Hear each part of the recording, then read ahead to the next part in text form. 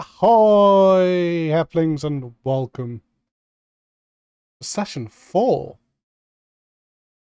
of what I'm going to call, going forward, Krakenbane, where I play Dragonbane in a custom setting of fun, sailory, piratey type things, I guess. Which I'm very excited. A solo playthrough, which I was thinking, like, the past couple of sessions has just been me, like, describing and stuff like that, and, playing just fun. But if anyone wants to, like, get any ideas or, will, like, play along, then cool. Come up with things and, help me out, describe things or do cool things, I guess. If you want, or just sit back, relax, and drink your favourite beverage.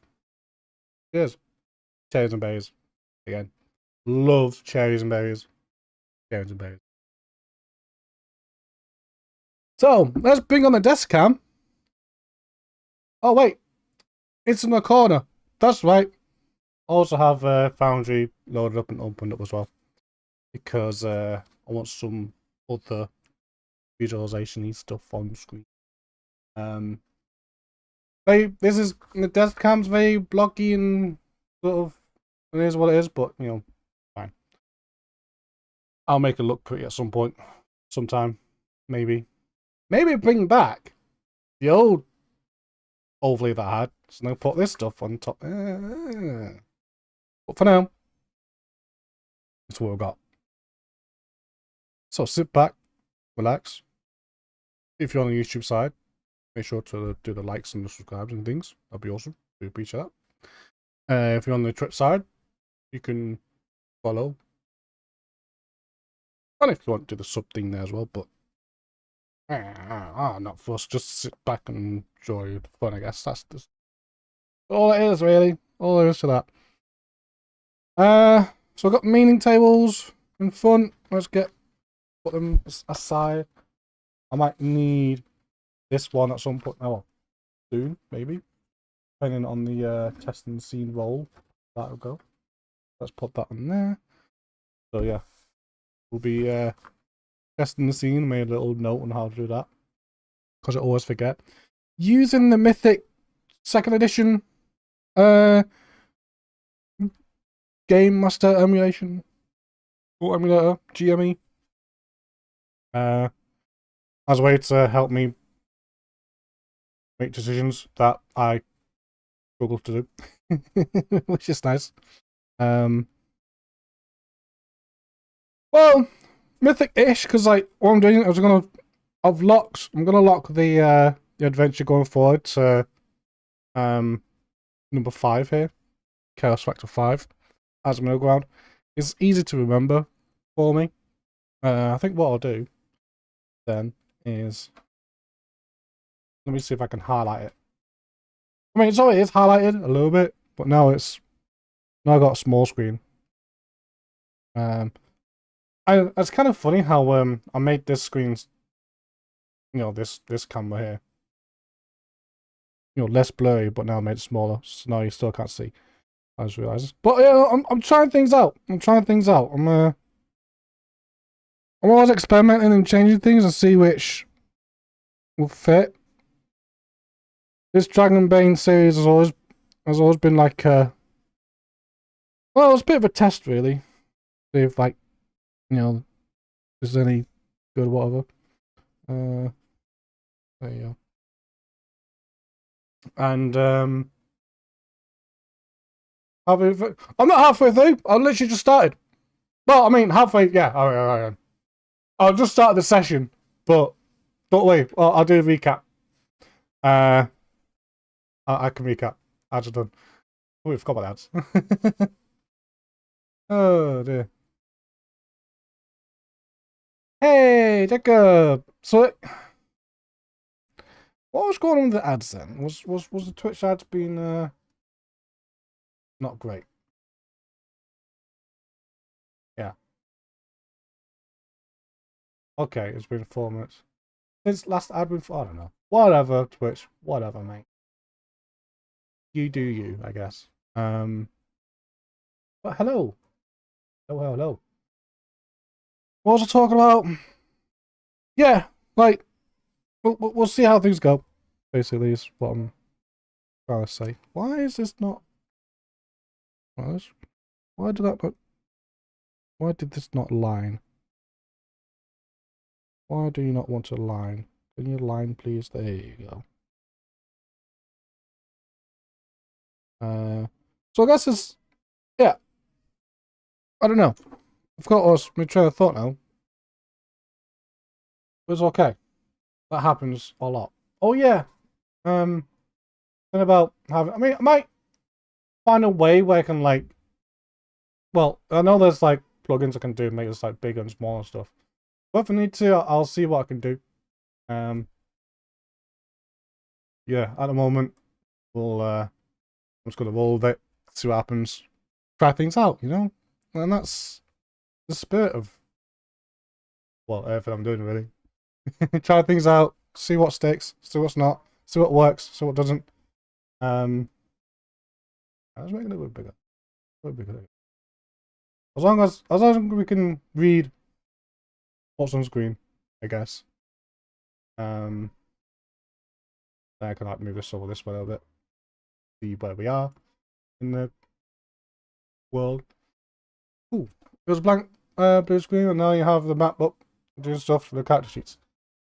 Yeah. Yeah. Oh, okay. So I start the stream when the ads are, you know, I pressed, you know, I showed myself during the ads. My bad. Cool. Then take two. Hello, welcome. So yeah. Haven't really started a session yet. Just kind of going. I guess I'm warming up to it. I guess. So got the testing the scene Mythic 2E chart ready. Got my reference sheet or sheets if I need it. I say if I will need it. We should be good. This can go over here, I think. And I got the character sheets, which I may interchange from using this and then maybe on screen. Who knows? I don't know yet. I don't know. I kind of want to keep things paper-based because there's something charming about it. I really like it. So yeah. What else? Oh yeah, then the journal, which keeps all the notes of what I've been doing. Which is quite nice. Which I don't know.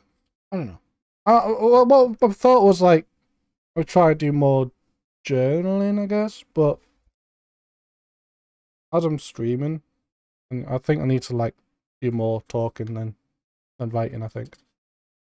But hey, you know, like I said, try things out. So, how's everyone? Before I start, well, storytelling, really. That's what this is. Like, I don't, yeah, I've got any ideas what, you know, well, not ideas, but any ideas, you know, always up to suggestion, but not quite, you know, backseat, but definitely you know, want to add to the scenes, whatnot. Or just comment. Do that. Or sit back and relax and listen and enjoy the story. You know, I do want to keep the vibe of the hangout with Heff sort of thing. But this time I'm, well, storytelling with dice, really. So yeah. Right. So what's happened so far? Let's do a recap. Let's begin. Well, I say get our heads into the game, but I've got to get my head into it as well.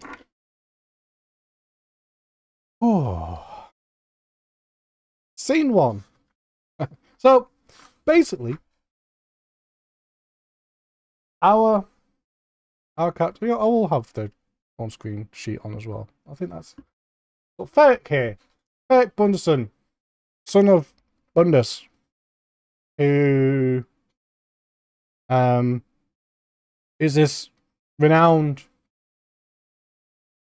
we'll say, businessman. Sure. A renowned merchant. Merchant of wonders, I guess. No, he was the owner of Bundus Bundus Bundles, something like that. That's what I'm calling it. Some kind of merchant company. Hence, and based in the currently abandoned place of Bundusport. Because things happen, unfortunately. Well, in Ferrick's perspective, his father died of unknown circumstances, but I think unknown. I think that was the thing, right? Yeah, unknown circumstances, like no idea, but his father passed away a long time ago. And so therefore he was taken under care of him and his brother, taking care of his uncle. Uncle, I think it's called Backy, or Captain Backy. Who smokes a lot. Why not? Because of the name. I don't know. And that's why it reminds me of every time I say that name. But I think I randomized it and there it is. Okay, cool. Whatever. It'll stick, maybe. And so our adventure had begun with Ferrick on aboard the mule. Which they were just sailing, maybe doing like a trade. Yeah, doing some kind of trade, sure. Until we saw in the distance and pursued them, the Cassandra's Cry. The Cassandra's Cry caught up with the ship, boarded the mule, and pretty much interrogated our character's uncle.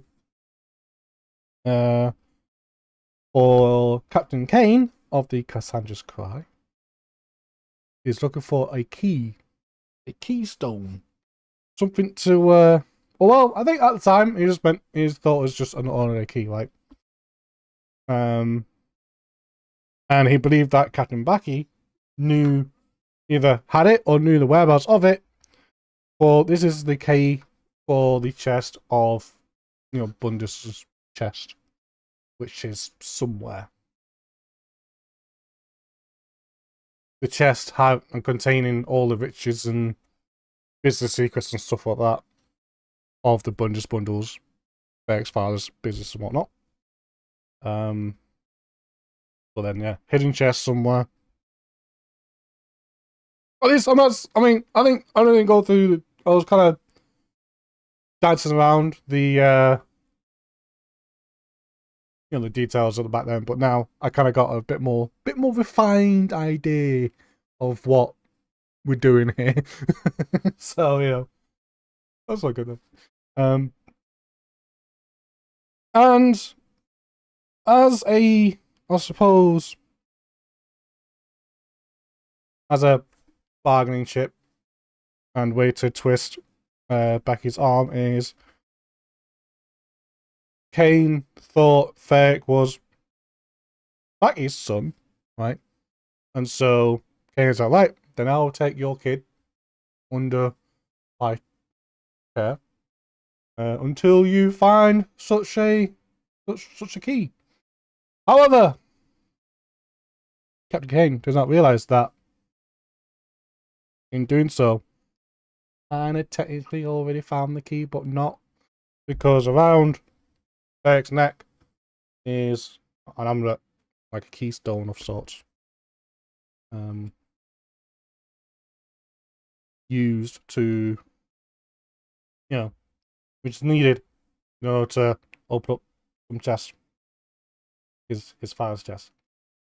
Maybe open up. No. At least that is what. I mean, I can always ask a question and then may think of like, actually. So yeah, we'll see. I got no idea. But so far, the key is around Ferrick's neck, and Captain Kane did not realize it. And so I'll board the Cassandra's Cry, as Kane took Ferrick on board to Cassandra's Cry, and then let Captain Backy, try and find this key that exists around Ferrick's neck. So he's like, "What am I gonna do?" But I don't know what's gonna happen there. Actually, no idea. But might like, do I have a list of things that might happen? I don't know. I mean, somewhere might need to reorganize that, so I might do that at some point. And we'll it's fine. Might even do it in this book. Have like a list in the back. Or in the back. Look at this. I got like a thing here. I'm thinking maybe we'll do lists at the back. That's not a bad idea. I mean, not on that page. Maybe on this page. Or this page. Keep this page. Yeah, we'll figure it out. In case I need to roll for like an NPC. I got an NPC sheet somewhere, but I think keep it in the book is a good idea. Oh yeah. So yeah, Captain Kane takes Ferrick under his care, and therefore Ferrick is a guest on the, as he says, a guest on, or said, on the Cassandra's Cry. But if you're bored on the ship, you work on the ship, and so Captain Kane tasked Billy the Black Baron. I almost clicked in the stream preview. Billy the Black Baron. I need like tokens sort of. I do have like a token set, but a lot of it used like AI stuff, and I'm a bit iffy. I do kind of want to use it, so then we've got some artwork on the go. I mean, I didn't generate it, someone else did, so I guess, I don't know. I don't know what the, I think they're free to use and stuff like that, but, I don't know. Anyway. Billy the Quartermaster was tasked to, sort out Ferrick and give him something to do. And so, to assess. Yeah, and so basically Billy then, assessed Ferrick on his capabilities on the ship, stuff like that, and turns out it's pretty good. And then you thought, okay, cool. Let's try a sparring match. Let's see how you can sail, you can do this and that, but can you fight as well? And turned out you can. And it really gave Billy a big knock on the head as well as he fell. So good. And then, but then after this trial, right? Or this little sparring match. Lou, our lookout, our ship scout, spotted Ferrick's, medallion amulet key, right? And asked, "What's that?" And Ferrick's like, "No idea what you're talking about." And Kane seeing this, he's like, I think it all came out basically, and so Kane sort of like challenged him, so well, if you're not going to give it over, and seeing as you can fight, maybe we can all up your own in a proper fight. And then Kane was getting ready, but then Lou was like, "Let me have him, Captain." "Oh, let me have him." "Oh, I'll have a whatever." And Lou and Kane was like, "Huh, alright."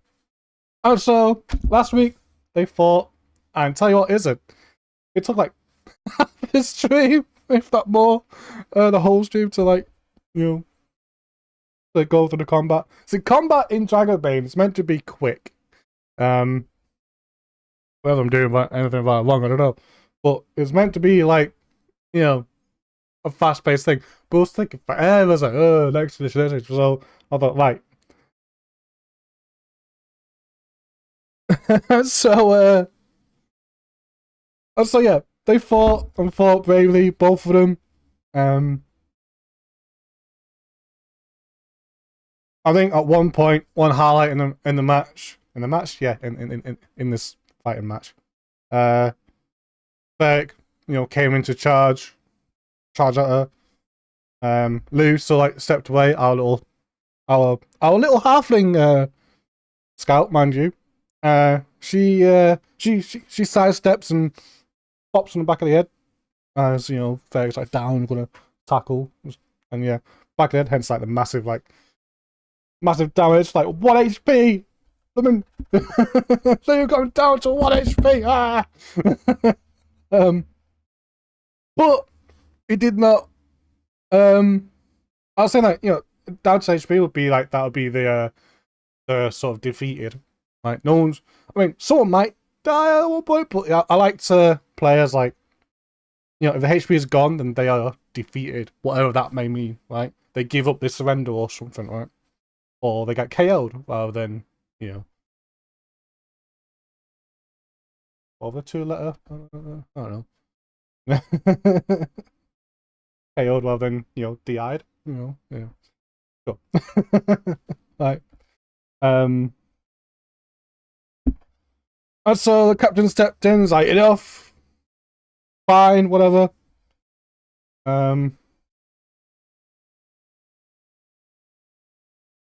What was it?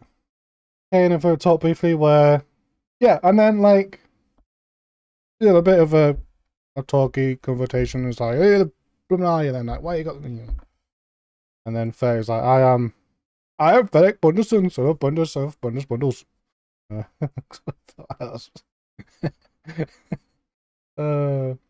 And saying he'll never get this keystone. He'll never get away. It is a birthright. And oh yeah, and so is the chest that opens, like, because his father's, right? It's his inheritance. It's his. It's mine. My birthright. My father's. You know. Yeah. Right? He's got like, you know, this whole family claim to it. And so he's like, okay, we'll have a bit of dinner, and that's where they discussed and so like find out a few things. So the chest is hidden. There's no map, at least that they know of. There could be a map, but they don't know that there's a map. I don't know. I think Ferrick doesn't know where it is, I think. Oh yeah, he's available. Yeah. Do your father tell you? Yeah, he vaguely knows of where. It's basically he's like putting us put on Temper Mount. Why does that ring a bell? Oh man. I can't remember his names, and they always like remind me of like some other IP. I'm like, oh man. Like really? Like, I'm not really like always like recycling like things that I've can't come up with my own ideas, but anyway. And that was randomized as well, but mind you. Anyway. That's it, maybe it's the randomizer that's not original. There you go. Anyway. And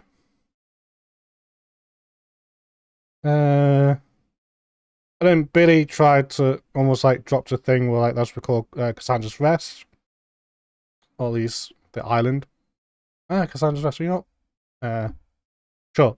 But then that decision was nipped in the bud because they have a touchy subject for historic reasons that may not appear.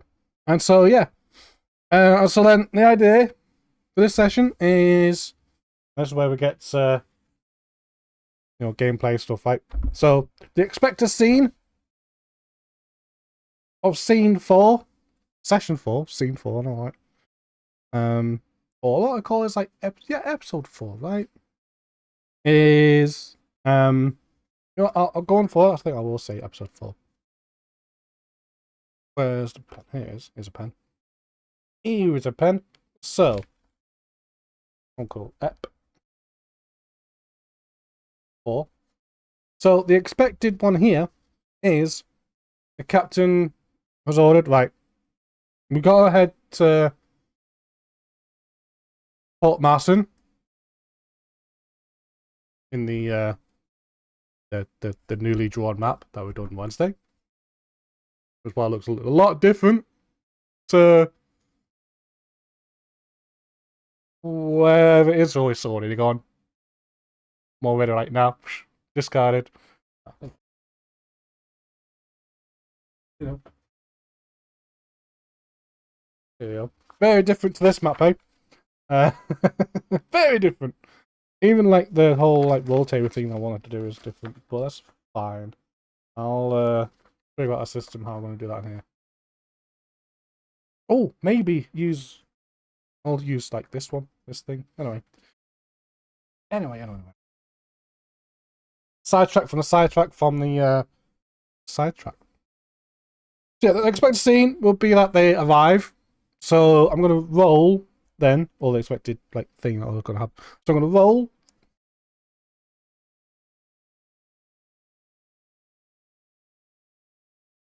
A D10.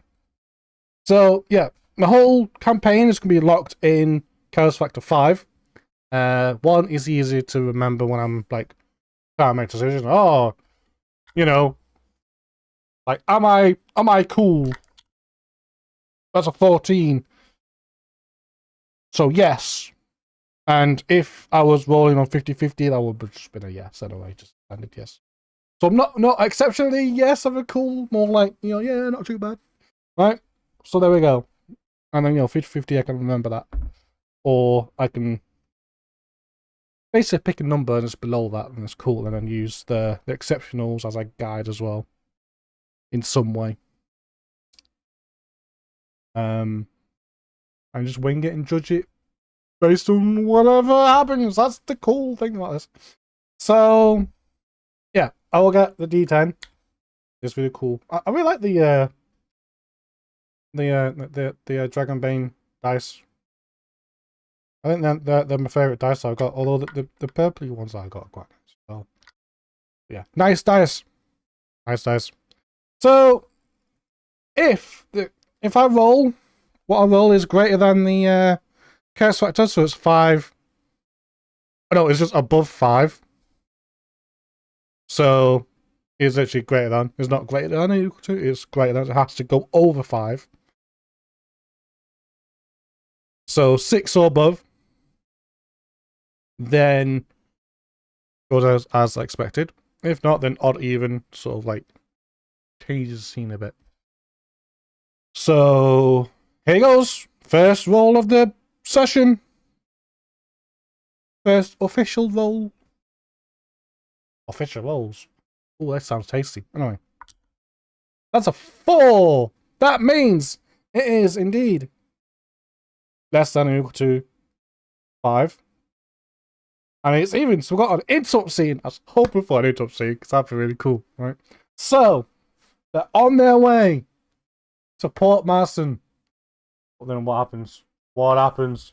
Well, actually, interrupt scene. Yeah, what happens? What is the event focus, right? That's another thing. Then roll on the focus. Okay, something happens on the way to Port Marston. And the focus of that is 75 PC negative. Oh, okay. Okay. Right. PC negative. So let me write this down then. Some interrupts. I guess you've seen. Focus PC negative. Oh dear, PC negative. It's definitely Ferrick, right? Ferrick's the one that's being affected by this. He has a heart attack. No, he falls off board. Maybe. I don't know. So let's do the actions meaning tables. I'll do one from each table and see what we get. See what inspires us. Right. See how we can interpret the words. Being so random and whatnot. So that's a 97 trust. Ooh. Putting on trust. Remember, negative. So negative trust. Someone. Okay. I kind of got I already got an idea as it is. And 63. Official. Yeah.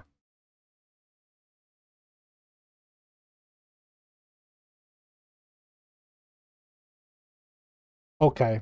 Okay.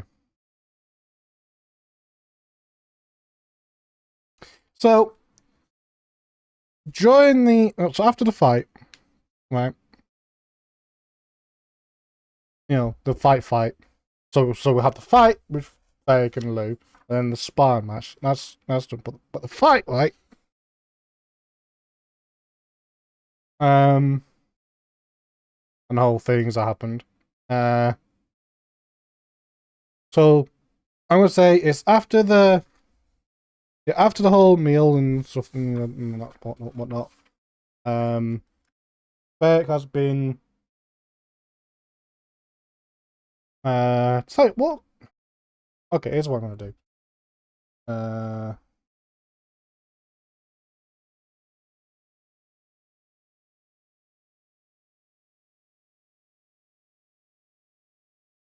I want to do like a skill check for him.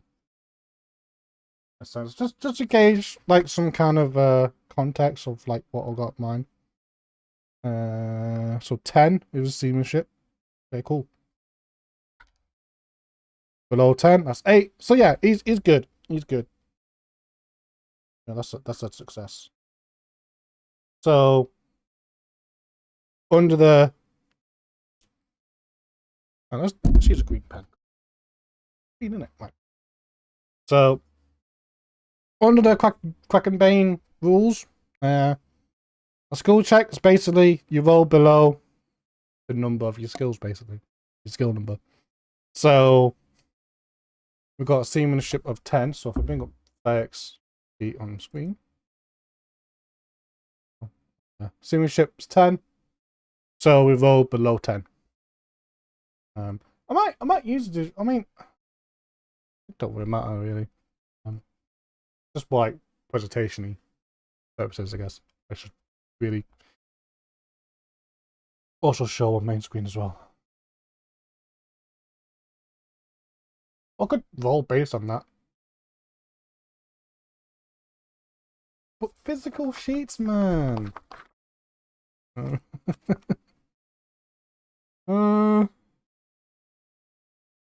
I'll decide. Well, actually, I think I will just.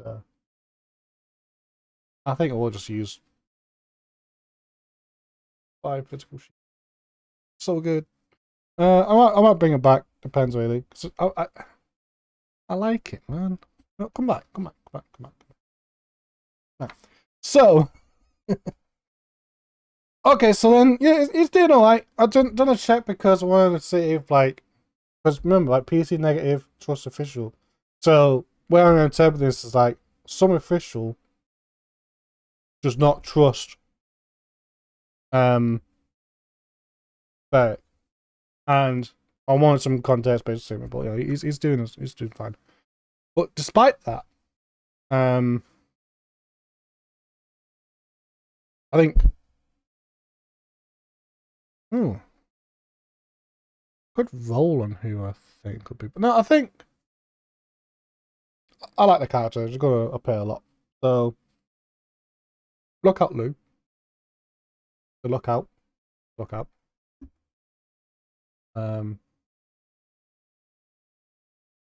He's actually he's been on top in the crow's nest, right? In the Lou's nest. I don't know. No, in the crow's nest. She's been keep an eye on this Ferrick stranger, right? Had a bit of a fight, or a bit of a a challenge. It was a challenged fight, right? Well, I guess kind of, yeah. um, and so I think she comes down after a shift, and I suppose gives her a good I don't know. Let's see what the motivations are. Like, she's gonna come up to him and definitely like trust, but like, see, she's very loyal to the ship and the crew, and particularly the captain, I think. And I'm also thinking, yeah, because when they get to the so when they get to port, Leo's already been tasked to, when they do arrive, to keep an eye on Ferrick and to stay on the ship, because they cannot, because I don't think Kane wants to risk Ferrick being caught by Earl Bennett, because Earl Bennett, the Earl Bennett, Earl of Port Masson, right? He is also after the key. In fact, Captain Kane's after the key because he's employed by Earl Bennett. And I think a scene between Kane and Bennett is going to be needed to reveal some information and stuff like that. Even for me as well. Like I got some ideas, but then I want to like solidify it. But yeah, it's a bit of a At the moment, Kane is a priority for I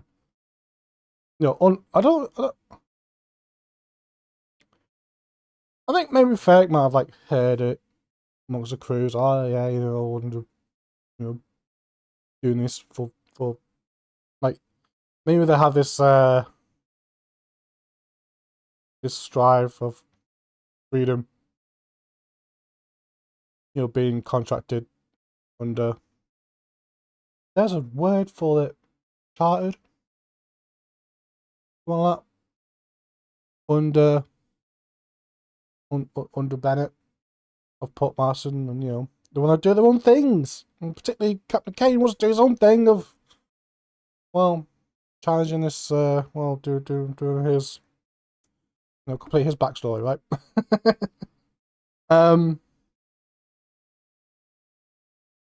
And so yeah, the conversation between, and then like the whole like trust official is basically I think Lou warns Ferrick. Well, say warn, like more like threatens, huh? Something along the lines of but listen, right? Because like, what? It is to me, yeah. Says, because when you get to Port Marston, yeah, you do as I say. What? No fan of business. No sticking off. Right? My captain.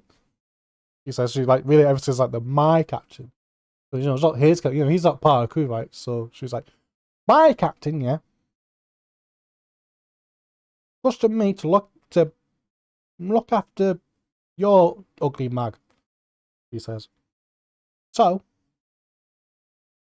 don't you stay in my sight all times, and proper like, yeah, basically that. And I suppose Ferrick. Oh. Let me know it. So yeah, Lou owns Ferrick and likes of do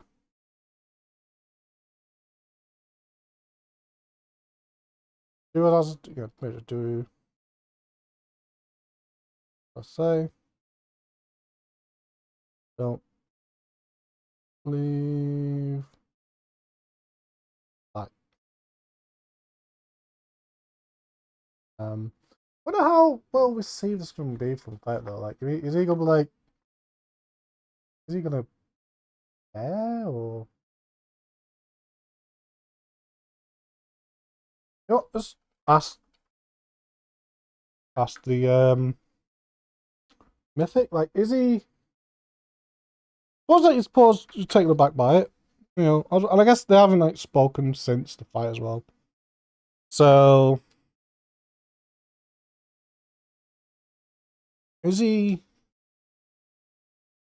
gonna be like I suppose he's like pop like in his face, right?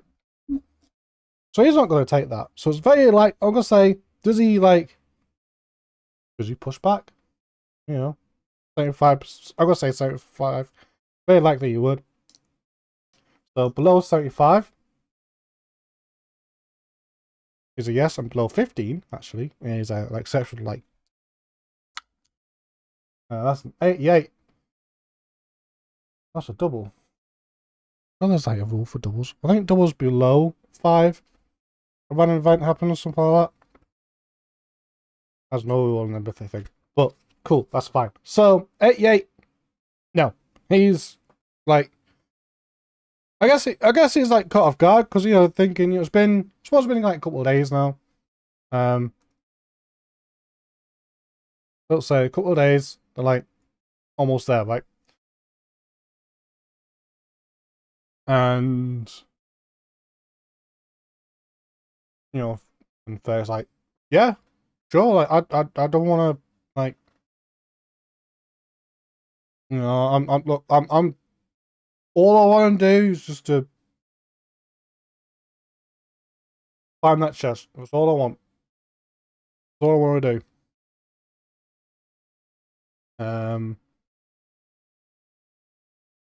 Which Lou kind of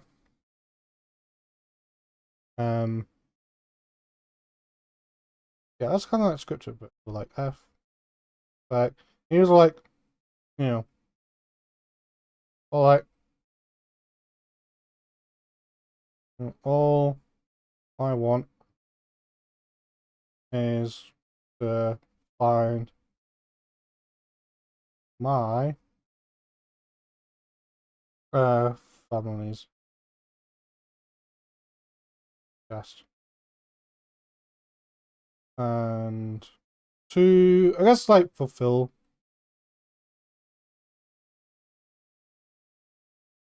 my father's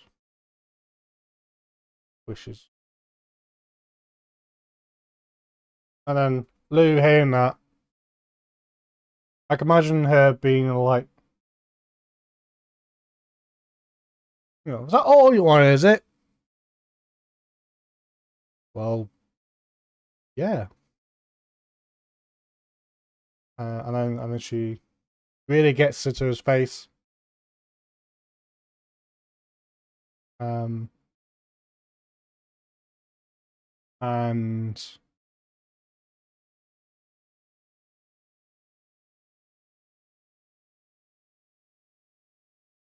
really like pokes at his like it pokes at his chest, right? Really open because she don't like him. She don't like him one bit, like trust, like she don't trust him, she don't like him. Like this stranger, it's kind of, and we were so like, oh, my birthright, blah blah blah blah blah. I was like, yeah, whatever, mate. By thinking it's like, blooming birthright. He's like, and maybe like she's got some kind of resentment. It's, oh, you just, you're born and then suddenly you got all this wealth waiting for you. I mean, that's what she says. She's you know what? She's like really explosive on this one. well, not really, but, you know, so, oh, yeah, you're looking for your, you know, looking for your daddy's fortune there. And she goes, right. But as you're doing that, right, if you go across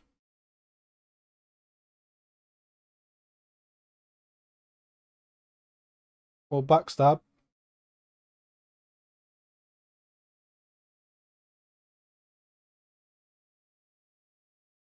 any one of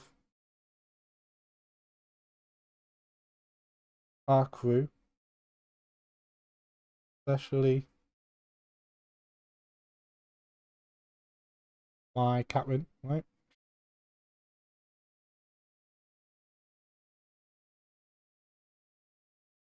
I'll have you.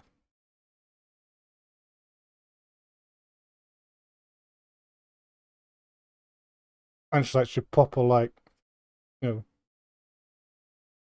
know, she gets the hilt of her broken, and she got her hilt like a broken bit of a blade of her broken pine dagger. And she's like, I'll stick this in you, alright? And, you know, it's like, alright. Yeah. It's like this kind of like tiny thing. Alright. Hello. And, you know, Faye's like, alright. I won't. So, yeah, bit of a. And yeah, that's the main event. Hey. And so with that, I guess Ferrick sleeps with one eye open. I'm gonna have this like, you know, part one. Didn't want to go. But you know, whatever. So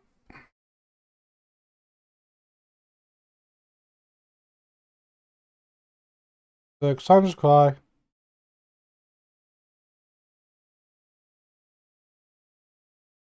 Eventually arrives at Port Marston. So with that out of the way, they do indeed manage to find themselves at Port Marston. They established that Ferrick's never been there, or you can't recall being there. Oh yeah, he's never set foot in Port Marston. Yeah, so as they arrive, I guess they see. I don't know, what do they see? I'm sure that we determine this, but did this Monday, right? Figure out what's at Port Marston. So they see a town amongst what's this like? First on the island, see this kind of this droopy, damp, misty, warm, yes, stink of a island, I guess. Pretty swampy. And you know, this port, whether it's naturally or crafted, sits on this, you know, upon the coast, this big opening. And there's this sprawling.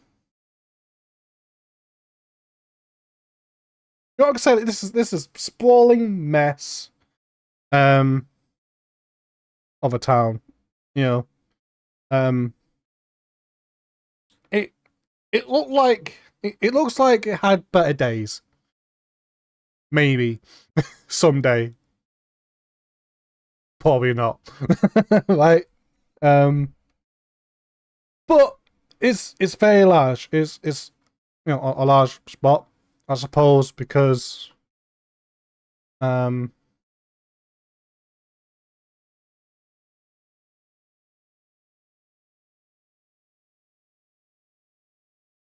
I don't know. To think of something on the fly then, based on what I got here. I suppose, yeah, it has seen better days. I think Port Marston used to be like the anchor point of this area, perhaps. Like, or perhaps the back in back in its day, it was at the place, right? We only got Edge Pass as well nearby. I think these places like were perhaps later on. Definitely Port Marston was like the place. Maybe there's some kind of resource there or something, right? Something that I did kind of roll down, but they gotta have something there, right? But or maybe it was me. I don't know.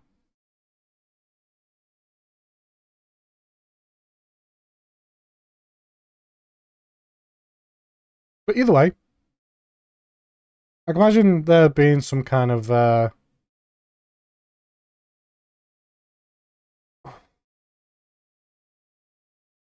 really don't know. A trade hub? Yeah. Yeah, I think that. Um yeah, I'm happy with that. It did become a trade hub. Maybe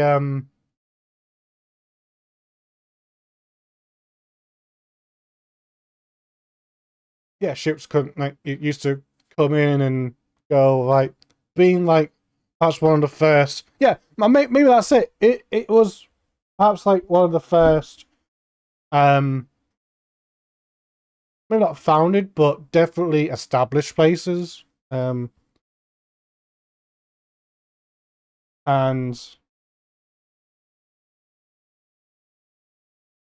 um, and maybe right, Port Marston has this like way back home, you know,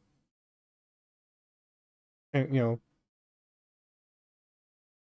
yeah, back in its back home, or whatever. You know, Port Marston is this famed place. You know, that's the place you want to go to. Is like advertised, you know, because they want people coming over here and you know migrate to these islands and live. You know, or, the whole promised lands and stuff like that. Look at these islands full of witches, and maybe these are the islands that are known. Maybe there are more islands that need to be discovered. Some that are uncharted and not even got no idea, right? So these are the lands, plural, of opportunities. This is, you know. Yeah, thanks for your help. No, talk about loud is fine. And like, help me out. Come nowadays. This is all good. Uh, like, yeah, what about I do struggle? People help out. I love that. I really appreciate it as well. That helps me go forward, right? But yeah, and I like the idea, like Rune because it's close to Quack's feeding ground. Um,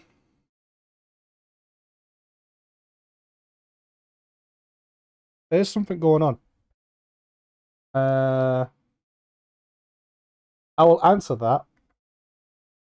I will say that's very unlikely because there is something that I do have, like kind of. There's one that I got plotted and planned and money, and I'm willing to see if that appears, right? Um, so I think it will be actually at some point. I need to figure out a mechanic of how that would occur, and I think after a certain like point in this quest line, I'll have a certain figure, right? Uh, if it happens, right? Because I'm going through the expected stuff, and I got ideas, but was there cracking attack involved? Is what I'm trying to ask. I would say it's very unlikely because spoilers. 23 involved below 25. So yeah, I'm gonna say yeah, there was. Not recent, maybe like a long time ago.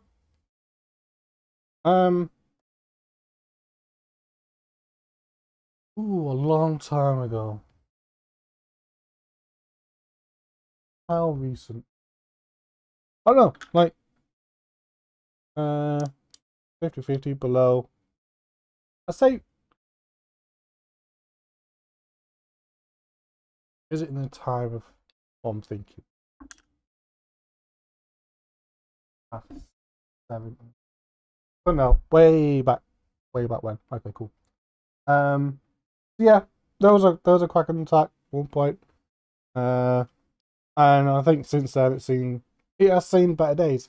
Hence, perhaps because one of the features as they come in, we do see these big, massive seawalls. So yeah, maybe they're like, maybe like the former governor, or could be Bennett or one of Earl Bennett's predecessors, perhaps. Like invested heavy on defensive, making Port Marston like, well, kind of like a Fort Marston, really, isn't it? A port fort, you know, a fortified port, and got seawalls, and I think that's as far as it got because based on the roping stuff we rolled on Monday, there is they're under they're undergoing in the midst of hard times. Of course, a training port has been hammered, so they need to do repairs and gather stuff. Also, the fear of maybe a Kraken could attack again. And also there's other areas now, which are established and growing apart from this place here. Might need to change the colour. But definitely, yeah, all that stuff. And there's a bit of discontent going on there and whatnot. But as they arrive, they go to port. They moor up and whatnot, anchor down, and the crews, fire up the ship and whatnot, make sure they don't float away. I don't know. And the captain, I guess mostly everyone leaves to go to, I don't know, some kind of pub. Right. That's what you do, isn't it? That's what you do when you're done. Now,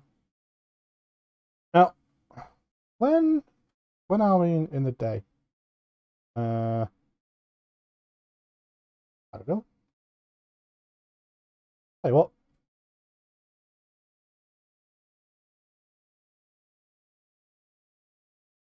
When did we arrive then? I'm gonna say a D12. Like, what time is it? Basically, is my D12 roll. 12 midday. Cool. Lunchtime. So yeah, midday. And the heat is already unbearable for most. Well, those who have been here before are used to it. But for Ferrick, whoo, it's hot, and he wouldn't mind going somewhere cool. But I suppose they head down on a decks later. But anyway, before Kane goes off, he he checks up on Lou and Ferrick. Lou's sort of she's really grumpy. I mean, her parrying dagger was broke as well. There's that broke up effect, which might explain the added, distrust and was resentment and everything else. She's not a happy little bunny. And Kane seeing the frown on Lou's face, and Ferrick's just sweating. Well, from the heat, and also maybe because well, if looks could kill, I think Ferrick would be done that way. Like I'll be rolling a new character, right? And I was like, definitely, or whatever voice he's got. But yeah, we're good. Awesome. Down the ship. He's talking to Ferrick now. He points to me like, down the ship. Cannot risk you getting spotted. And especially we cannot risk you losing that. And he points, to his medallion.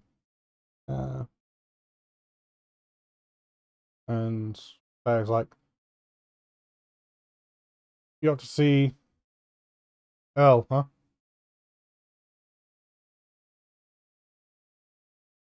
Aye.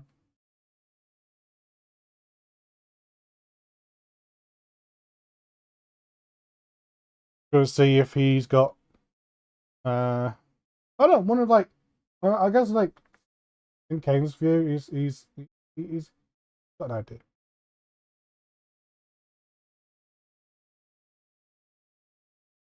And maybe I think Ferrick, maybe let me because like rolling dice to help just and it kinda gives the whole randomized bit of randomness, right? But definitely I think it's gonna be very likely if I'm nearly certain. Bit between. But I'll say 80, right? Because a bit between, right? No, it's not exactly, but does Ferrick trust Kane? Probably not. So it's probably unlike then. Like, flip it then. So, say 20%.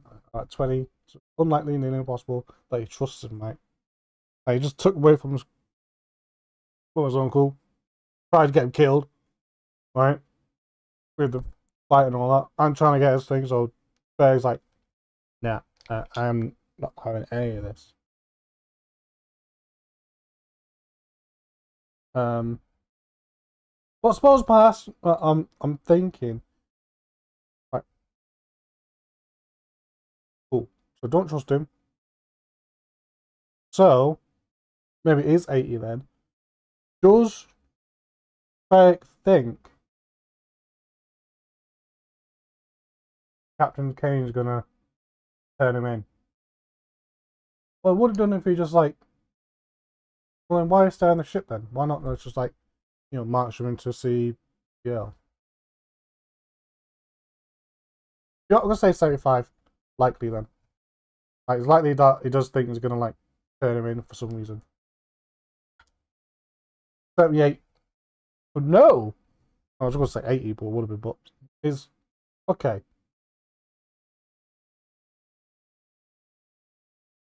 I'm gonna say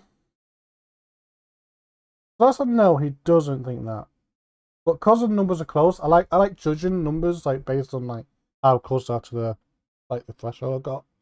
So it's definitely a no, but as it's close, I'm gonna say there's some suspicion there, but I think in Ferrick's mind, maybe Kane's the best bet he's got really, and because he's got to get to one spot. Also, I'm thinking they need to know where it is, and if there is a map. I want to say there is a map. Back from ads. Welcome back. But they don't know there is, and so therefore I don't know. So therefore that's how I want to go with it. And so,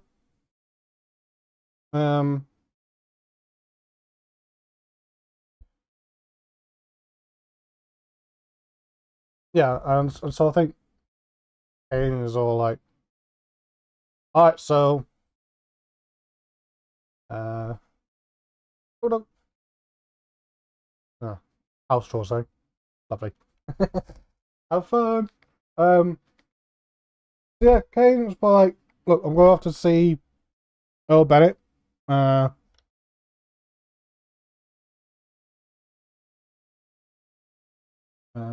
was like, I got an idea, he says. And Faye's like, oh. And I think Kane's like, the less you know, the better. But just know, trust me, Captain Kane says. Looking like Faye in the eyes, like, and Faye's like, and he looks at Lou, and, Lou's just staring down. And Faye's like, dodge. Kane nods. Kane looks at Lou's like, don't lose him. And Lou's like,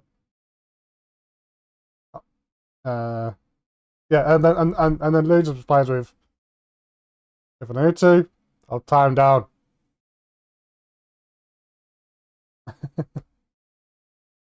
And Kane replies, not by his neck though. It's like, no promises. And Ferg's like, what? Huh? What do you mean by let it go? No words exchanged. That. It's like, wait, what? Just in his expression is like that. And so yeah, Kane goes off. Aaron goes off. And I suppose they're like below deck, and they have one of the. I guess they're in. Yeah, one on the decks. I suppose there's some cannons there as well. And so she opens up one of the cannon ports to look out of and watch and stuff, right? Are they flappy? They're like a little flap on them, or just be open? I don't know, 50. Do they have a flap? Oh, that's a 17. Yeah, they do. Little gunning flaps. That's really cool. I like that. Why not? So yeah, she opens one up. Like these all blinds. So I suppose it's good for like lighting, right? One light or not, right? Well, the windows. Windows are blinds, right? But anyway, she looks out, waits, and then Lou like waits. This is certain, right? Exceptionally, yes. What I was thinking of, do they stay on the ship? Well, well, do they go off the ship? Like, does Lou want to get off? Certainly, yeah. And essentially, she's like, yep. And so, waits for the captain to leave, and Lou looks over to Ferrick. Ferrick's like, yeah. Lou sighs and, well, no drink. Uh, yeah. Oh, like rum or something. I was like, no. Like a put my drink. Come on. Down a pub. Yeah. And Felix all like, but we're meant to stay on the ship. And it was like, and you're not, and you're meant to stay on my site. So, and my site really wants to be inside a pub right now. And Felix like, taking a bite, is like, look, you want to stay on the ship and sweat your kecks off on the ship. It's like, no. Right, well then, go on. And so, I suppose, kind of, I mean, what? Too often a pub. um, yep, gone to the pub. So let me write this down once. The captain leaves to report to Earl Bennett. Maybe his name's just Earl Bennett, like Earl Dash Bennett. Sure, why not? Like, he's not an Earl. He is the governor, but so let's go for that because I think it's funny.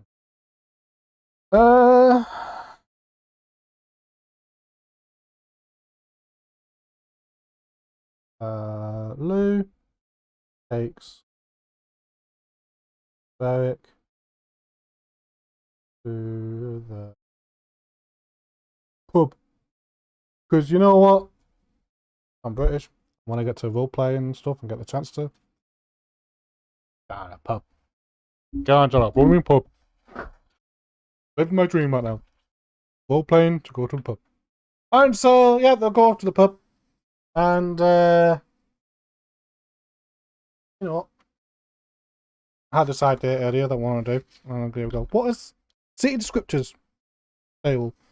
What is it like at the moment, right? The city's mood, vibe, or along the way to the pub. Yeah, what did I get? So 52. I'm gonna write this down as well. So city. I guess city's like now. Slash vibe. Vibe check. There you go. So yeah, 52. Pretty sure that was something else when it moved. Never mind. Magnificent. Ooh.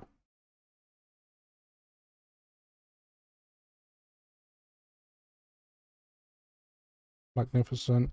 Okay, that means like that's giving me some good vibes. That is 38. What's that? Illness. Oh dear, that's not. Come on, man. Magnificent. Illness. You know what? Give me one more. Actually, no, two more, and then I'll see what there is. So that's 28. I like rolling festive. Okay, so maybe there's something going on, but there's an illness when I go, or maybe that's been in structures of 86.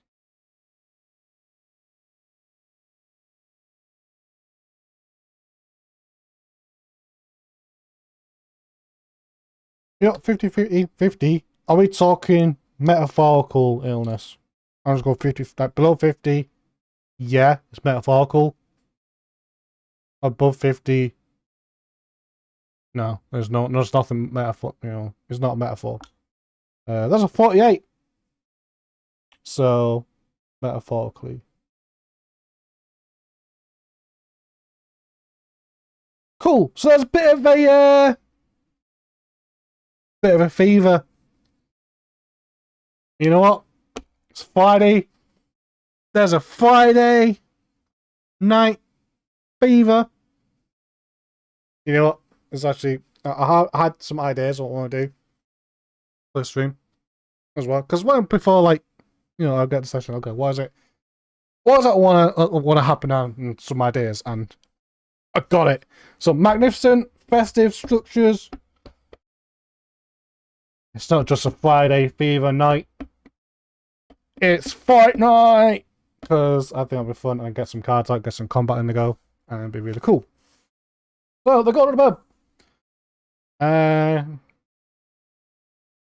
Lookout Lou takes.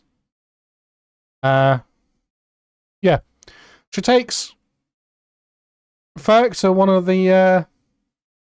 Well, when I say one of the most rundown, well, I'd say most like a rundown den of booze, right? A full amount of start making. Ooh. You know what? I like that. Cool. Yeah. Right. And it's midday. So maybe You know, midday. Do you want to retrospectively change it? Maybe.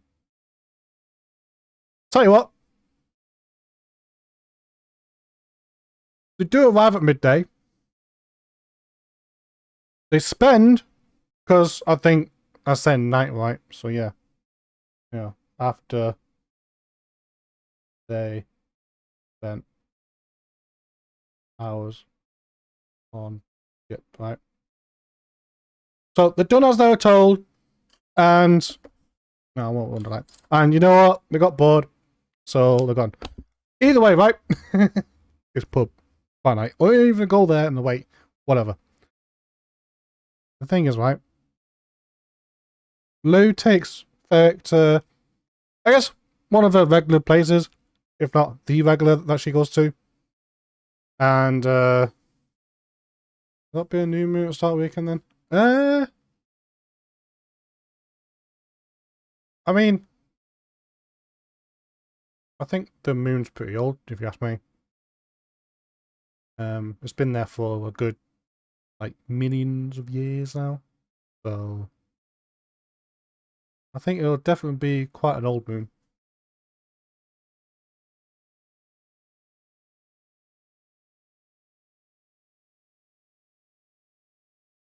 Right? So, and you know what? On that, let's give some ideas. Let's give him some ideas. I like it. I like it. So, where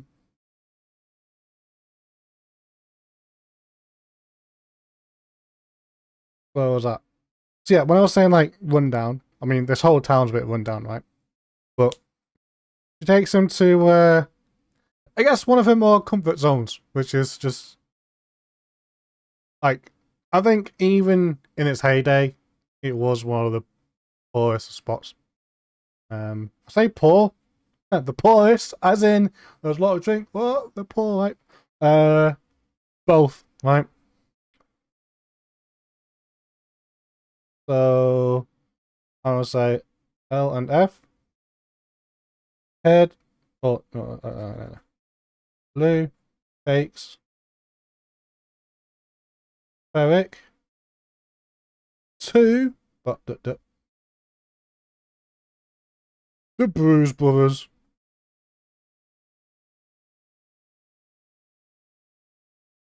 As that's the name I've randomly generated and rolled. As one of the pubs. And written some stuff down. It was really cool. I really like. Put things down for that actually. It's gonna be interesting. The poorest poor spot. Indeed. I love that. That's good. That's good.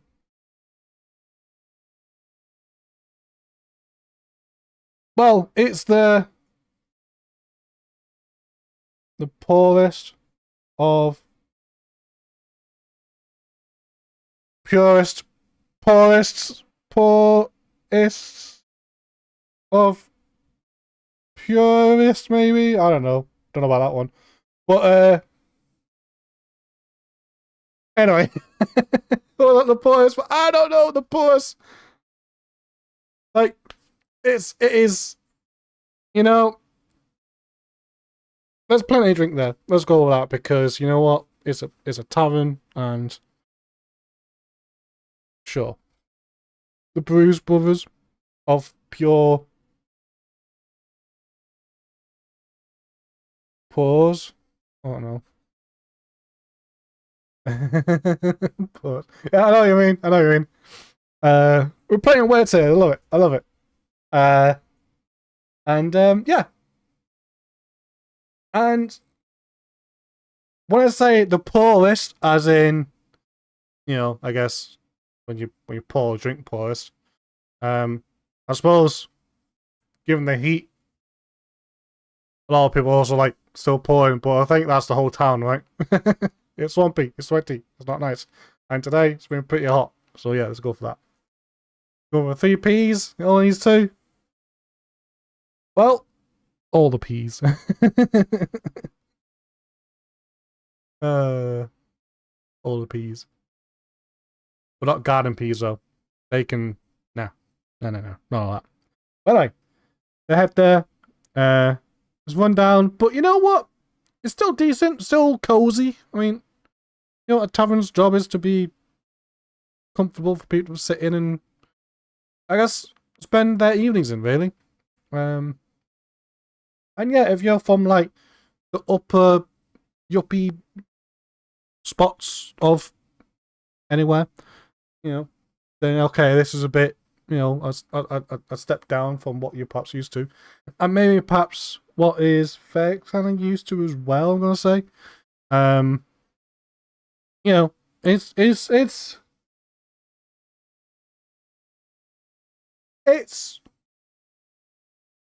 you know, not too bad. You know, respectable, let's say, in a respectable manner. And you know, they'll come in and there's like a bar at the other end and you know, a bunch of people like I wanna say, you know, it's busy, it's fairly busy. I was gonna roll for like how, you know what, give me like a percentage of how busy it is. 36. Alright then, so it could be busier. Right? Right, 36. Okay, that's like, you know, 30%. Yeah, yeah. That's just pretty quiet. I did say it was midday, maybe it was like, but I don't know, whatever. Or maybe there's people, but it's quite, I don't know. But they turn up and at the bar, they see. What should I give a name? Yeah, a Dietrich tea leaf. I suppose another halfling. An older gentleman. Older halfling. About, well, yeah, hi, I guess. Stood at the bar, kind of wiping the desk or wiping a glass or whatever. And he sees Lou, and he's like, ah, Loopy Lou! And, you know, and Lou is like, oh, I told you not to call me that. Not to ever call me that. I can't help it. How's it going?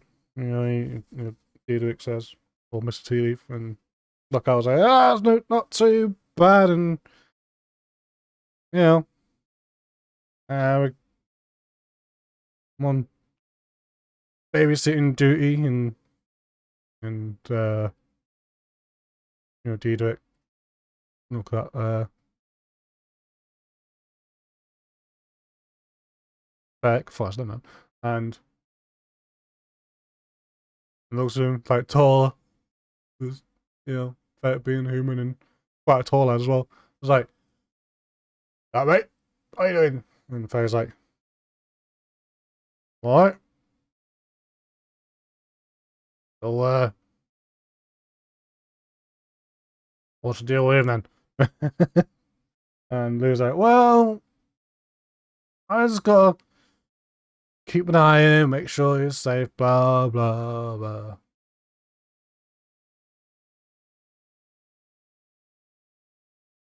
And, so I suppose Tita is like, alright, fair, so what will it be? Usual. And Lou's like, hi. What about you? I don't know what she is having then. I was like, huh. Alright. And then, yeah, goes off, gets a drink. Goes off to a keg. Or something bigger than that. What's bigger than a keg? Barrel? Sure. Barrel of, so yeah, they have.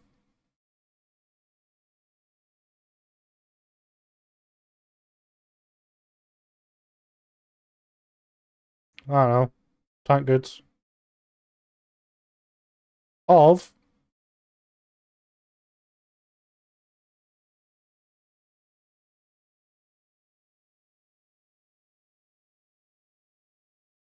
New moon.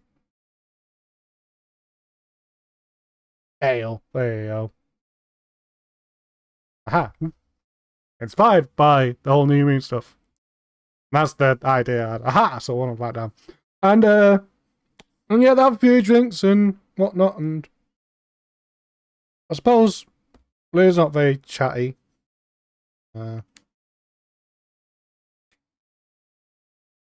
And Ferrick's there, it's just, super straight. And I don't know. I would say 50-50. Does he like it? Like below 50, he does. Above, not really.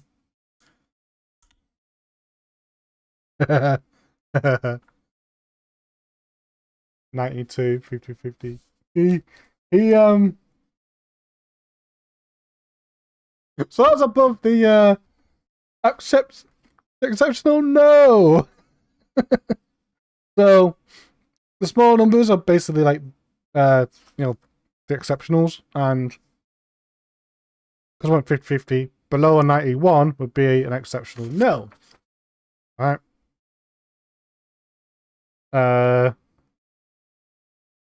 So exceptional yes is like, yeah, confirm your expectation and beyond. So definitely. So this is like a definite no. Like he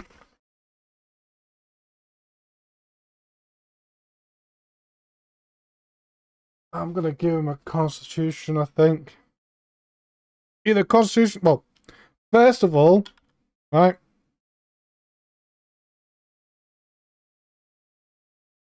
I'm gonna give him a constitution. Maybe I can use this, right? 12. Of he has to keep it down, right? That's what I'm gonna go with. Like he's got actually on the exception note, on a Bane. Yeah. So on a Bane he's gotta keep it down. So which means I gotta roll two d20s, roll below a 12, success, but gotta pick the highest die. So roll two d20s, pick the highest, and then that's the result. And that result has to be, I think I'm gonna say equal to or lower than 12. So meet or beat on a Bane. Does he keep it down or does he spit it out? Wow, impressive. That's a 5. I don't take the 5, that's 11. Take the highest numbers, that's 11. That's below 12. Keeps it down. But because it'd be funny,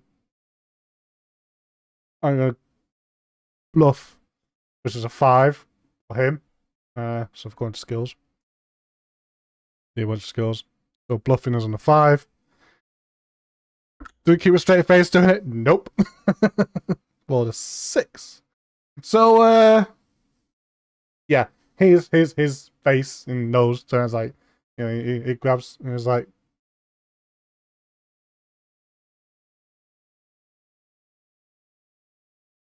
really just keeps it down and looks at it like, what the hell did I just drink?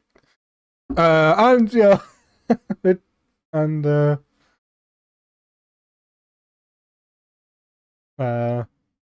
and look out, Loon, and the keeper. They just laugh. They just laugh at him, and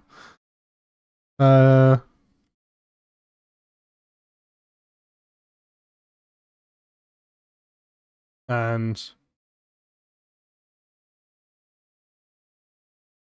I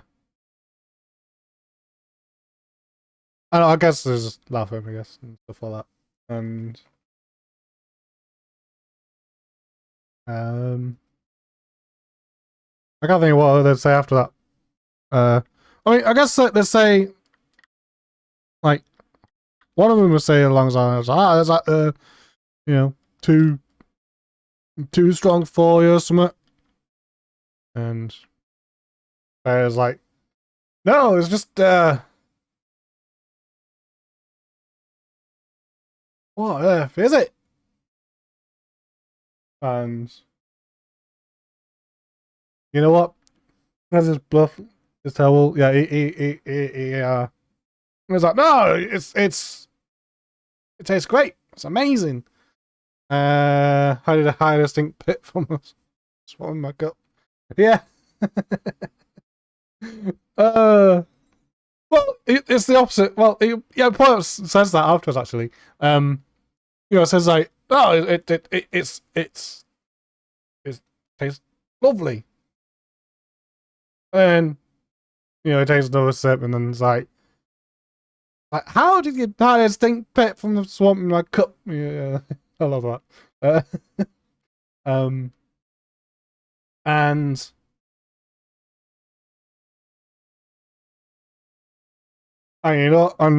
Lockhart was like, well, if you don't want it, I'll have it. And she goes to grab it, and I suppose they're like now drinkless. He's like, looks at DJ. He's like, do you have anything else? And Lou's like, well, if he does, you're getting it. And Fair's like, okay, cool. He's got 7 silver in his pocket somewhere. And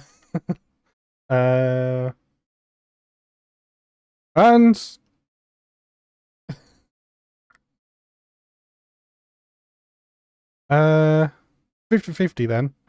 It does have somewhere, but is he going to be? I don't know. Wealthy. He's not going to be too mean about it.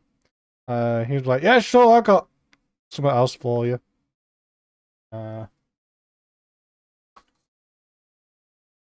Something else, which is 82. Yeah, politely 55. Lethal. Yes. Politely lethal. Bloody moonshine, 1 minute.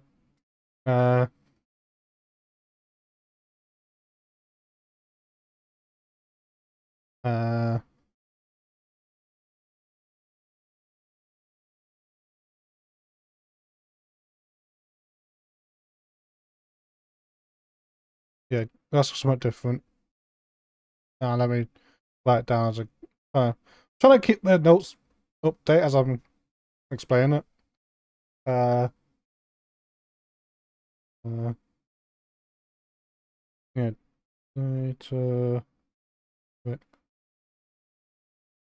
Gets yeah, something.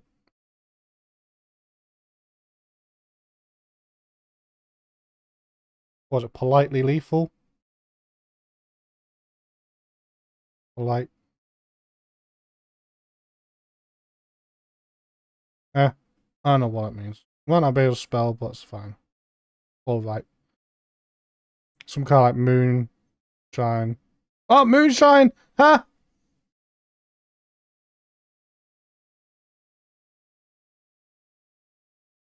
Strong AF, right? Dung Bill Moonshine. Now that.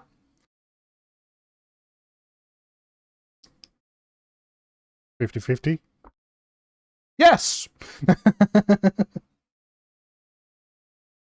Yeah,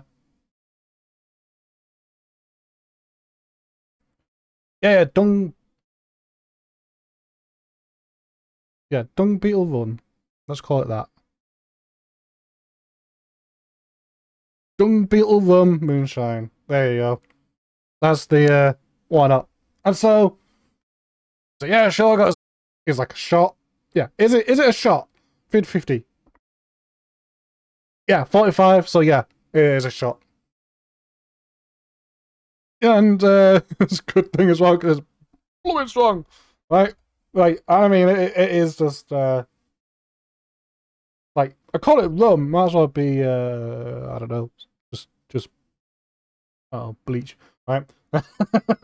So he pours it over a shot, and it's a, I mean, rum don't You know what this one does, right? Or does it do it like steam up? It definitely does, like, and it is proper smoky. Like, yeah, it is. It's a smoky room as well. Well, for sure. Yeah, it'd be fine. It'd be fine, right? So it's like it is smoky. As it like even if it pops up the cork, boop, like the mist comes out the bottle and it pours in, and it's not thick. It's still, you know, it's still the I guess liquid, right? And we'll just pull out the bottle into this like small shot, well, beaker, right? It's not really a glass here. It's just like a little, you know, clay beaker, I guess. Right, like a small little cup. I was like, yeah, have a bit of that then. And Lou knowing exactly what it is, she just watches like, are you really good? What? Like, because she knows what they're, she's trying to before, and it's like, oh man, you doing? Like, what are you doing? Like, as in, like, she's not saying that, but her expression is, you know, in her mind, just like, oh, this is going to be so funny. Like, look at this, you know. Well, pardon my French, can't think of like any of the relationship, but she's like, look at this twat, you know. um, and so, yeah. He looks like you're steaming and you know, sniff. I was like, I don't. And Lou's like, don't sniff it, just neck it. Just go for it. Have it. And he does. Uh, and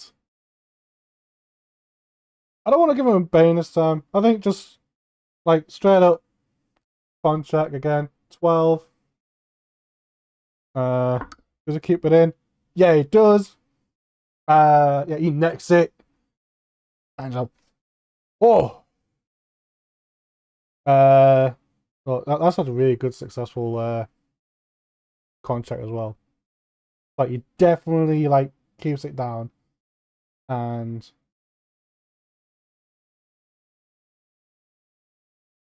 I know knowing that he wants to, he doesn't want to be, you know, politely lethal, right? Keep the theme of being polite. And I think Ferrick, you know, does want to gain some trust out of Lou, especially if he's going to be hanging around with. I think, you know, Ferrick, he does. Yeah, I mean, you know, I guess so natural tendency, right? He just kind of like want to get on. That's why he keeps it down and slams it down on the bar. It's like another, and you know, impressive, right? Lou's like, what? Like you want to have, you know, this, you know, moon ale, but there's rum and and yeah, do you do it? He's just like, sure. And there's another. And you know, as the one again.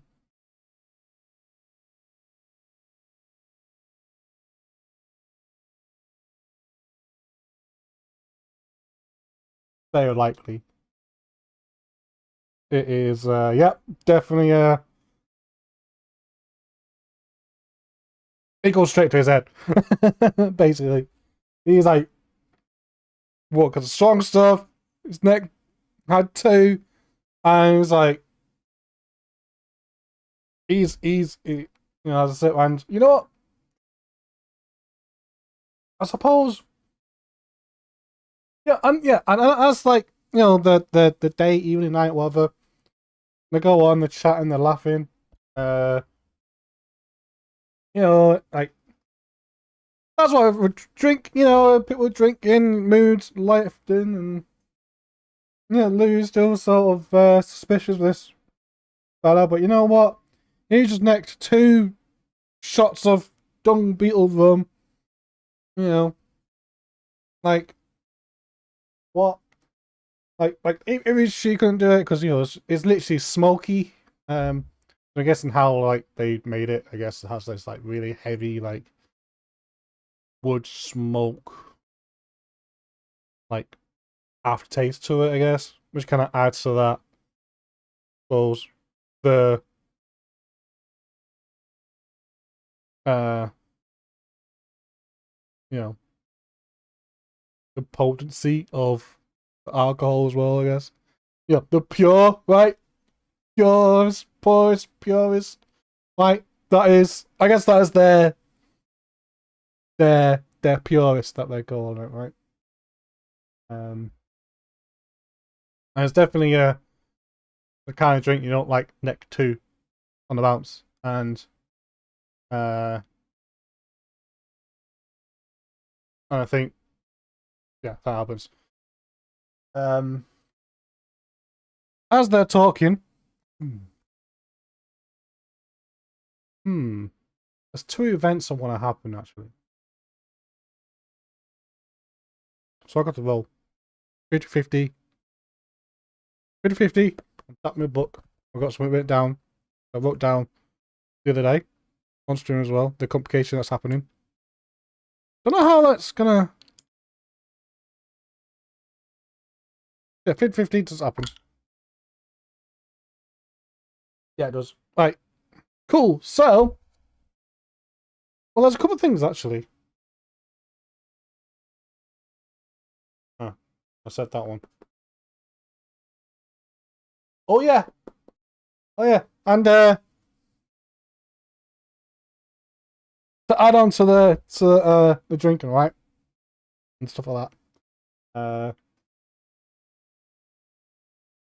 You know, it says to him, look, I saw that 9 fail. Oh yeah. Actually, I'm also the drinking. Lady was going to get another one, and she was like, "Yeah, give my." Does she have 100th? Yeah, she does. She finished like one of her drinks, thumbs it down, so the tankard, pushes it towards Diedrich. It's like middle of the night, and she says to him, 99. And Diedrich's like, no, it's not. That's not your 99th ale. Oh, yes, it is. Oh, no, it isn't. That's one of the things. So, I suppose, what's the... Rol's saying that it is, so it is. She's been counting. So... Oh, no. Could be bluffing his persuasion, because Jillian has counted. Oh, she's going to get this one. If she does, I'll be impressed. You know, enjoy. This is my 99th. No, it's not. Actually, does I suppose like Ferrick's there is like 99th. And who's saying, yeah, if I buy 99 ales, I get the 100th for free. That's the offer. I want. He's like, I want me 300th ale.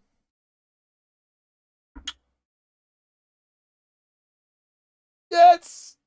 Oh, thank you, guys. So, the persuasion's a 4. That was her bluffing as well, but definitely that's a 4. And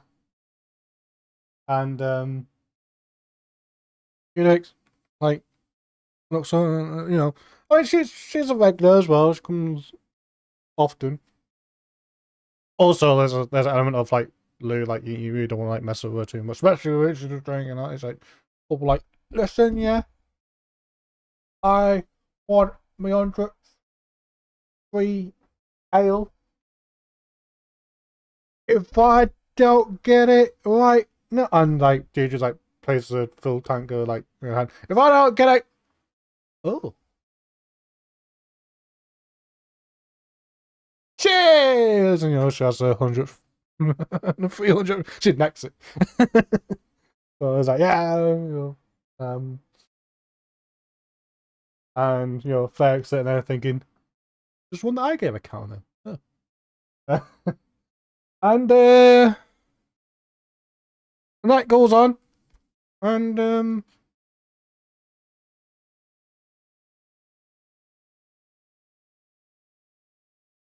I think no, we'll keep going. Right, there's two things that want to happen here. So there's a couple more regulars that we went down, right? And got this Gully Ripper, who's a shark wrestling barbarian. So maybe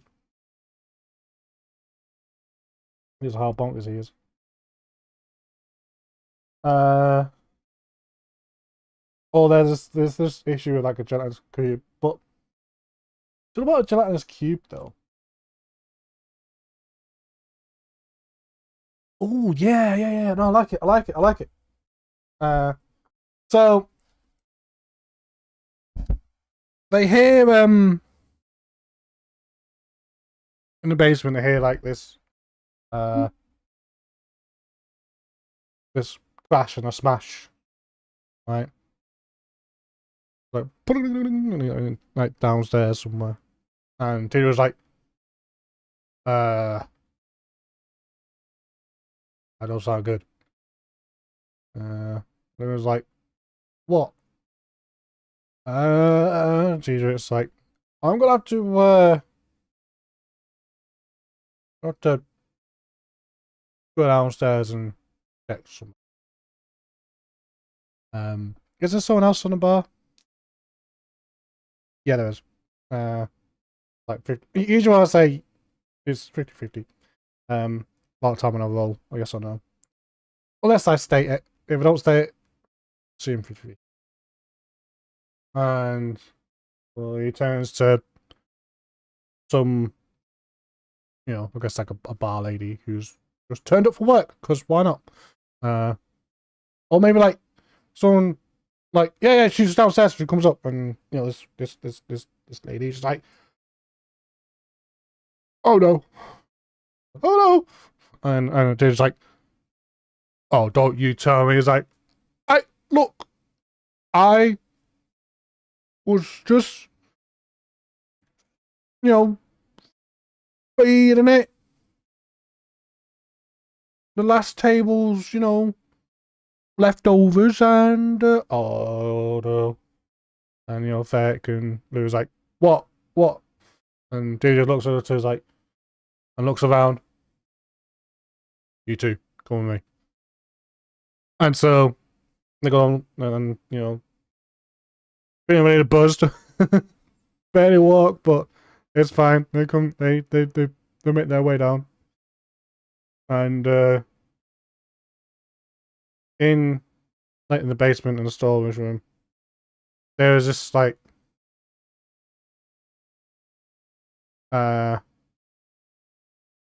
what's that, glass cage?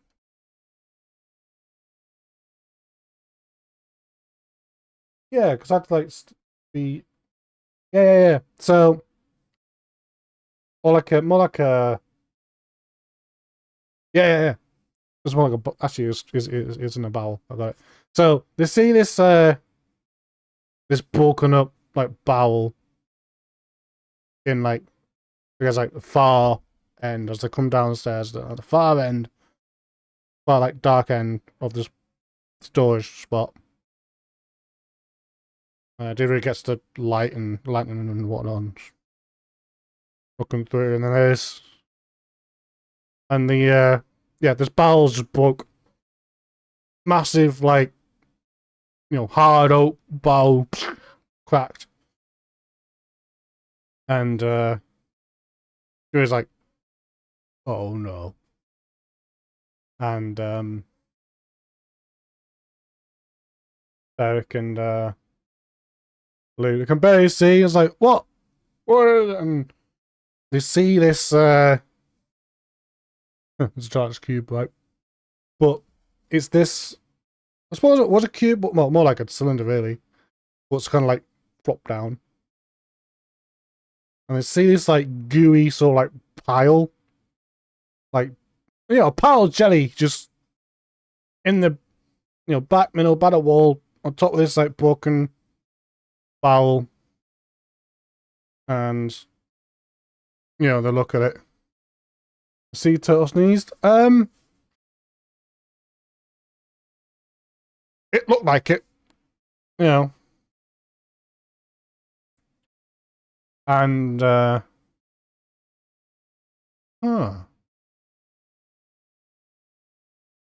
That was cube, huh? I wonder.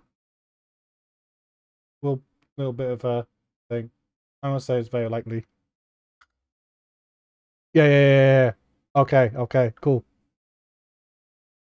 And Lou and Ferrick, Lou was like, "Eh, what is that?" And she goes towards it, and he's like, "Don't touch shit. Don't touch shit." And Ferrick's like, he's looking, not spot hidden. He is drunk, low on a Bane. So spot hidden is a 10, so I've got to pick the highest. Lower than 10. Demon. No, he doesn't.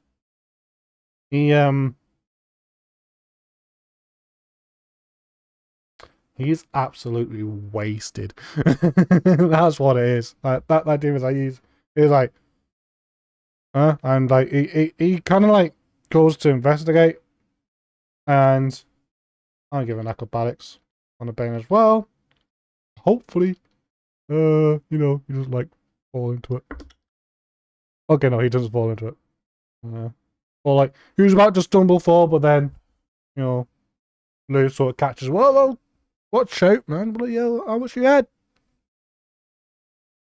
And Lou, she's got good. Like, can someone spot one? There you go. Thanks, Lou. And she like starts looking at this like mess, and on the barrel, kind of like honest. She goes to like pick up one of the pieces, right? And as she does, she sort of like sees like dung beetle. Wait, no, this isn't. And she was like, I mean, well, secret recipe. So I'm not telling. Like, and he's probably got like a bluffing of 10, right? Well, actually, I got a table somewhere.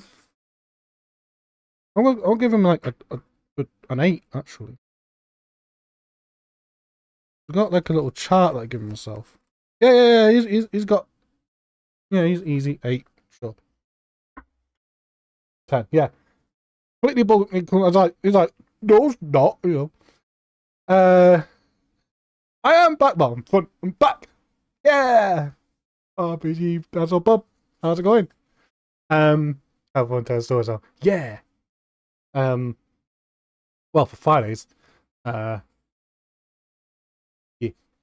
For the Adventure of Heff, where playing Dragonbane in a campaign that I'm now calling Krakenbane, because I like stealing ideas. No, I mean just being inspired.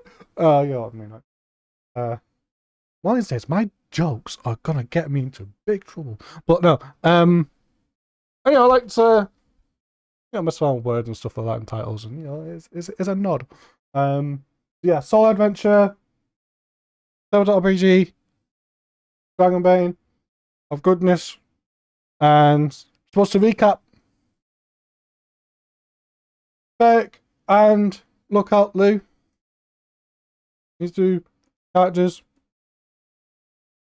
they part of the crew of the Cassandra's Cry. Cassandra's Cry is now docked at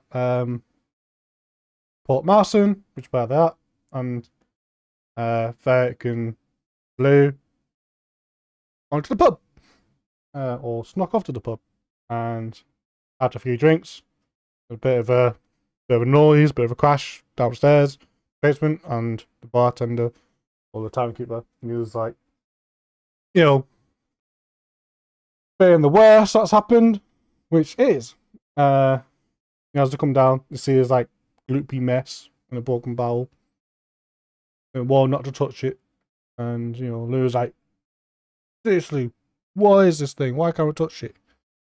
And why does it say in this barrel that it's you know, dung beetle moonshine, you know, dung beetle rum, and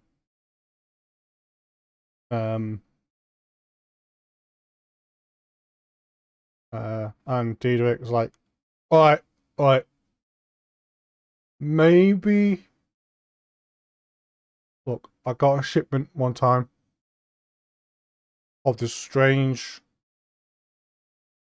well, thing, and it says thing. The thing's kind of moves a bit, and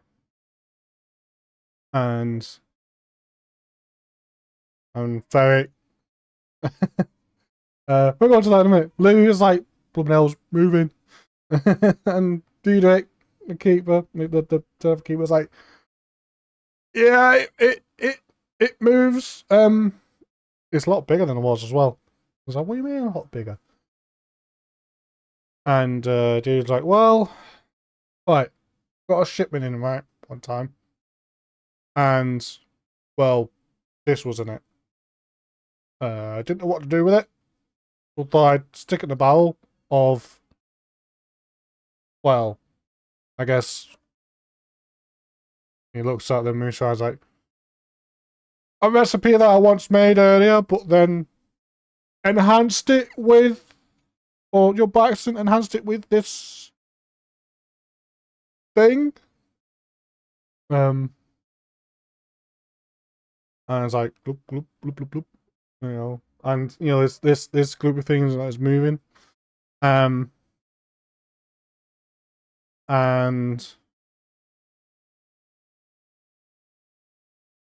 Faye's looking at this gloop, looking at the things like, you're telling me that I drank some of, and you know, yeah, that speed as well because he's always plastered. And Dewey is looking at him, like, no, but completely like, you know, still like, no, I don't, no. And well, we won't get into too much detail because, you know, some of you might be eating right now, but let's just say that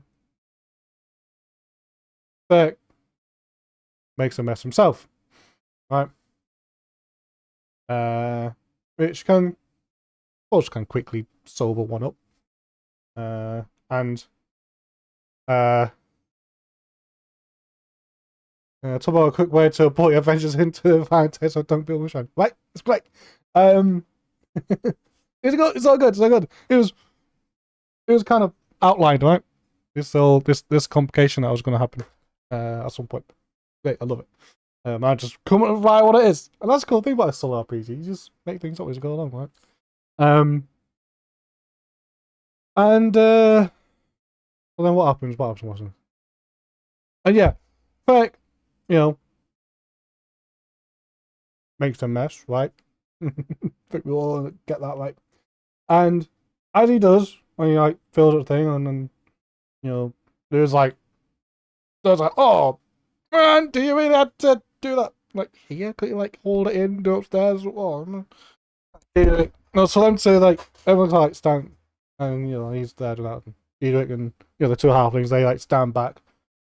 You know, not only away from the group, but away from Ferrick as well. But the gloop, blub, blub, blub, like kind of taking shape, and as that makes a mess, the gloop goes towards it. This is really disgusting.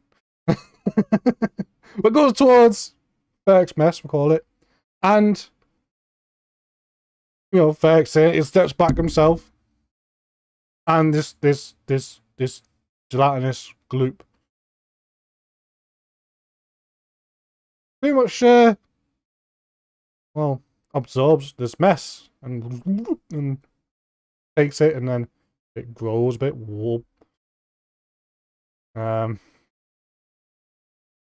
And so,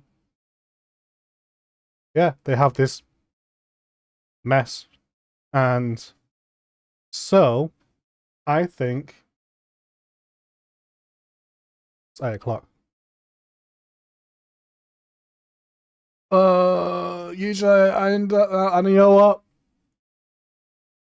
I will end it there. I know, cliffhanger, right? But no, I'm in ad limbo. Oh no, it's fine. You're not gonna miss out because 2 hours. I go for 2 hours these sessions. It actually it timed well.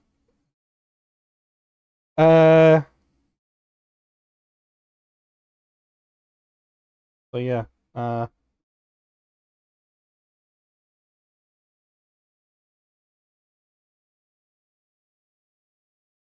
So they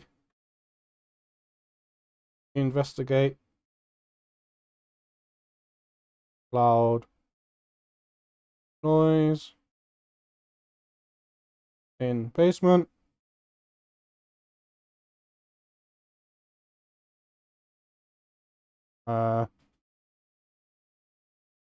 They are confronted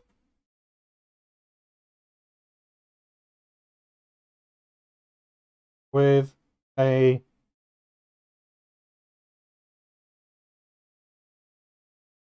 gelatinous, I'm gonna blob, or some kind of like sentient blob, right? Goo, that's what I'm calling it. And then, you know, this one, you know, next week. It's a to be continued. Because one, I need to figure out how I'm going to do this. This account. I think I've got an idea.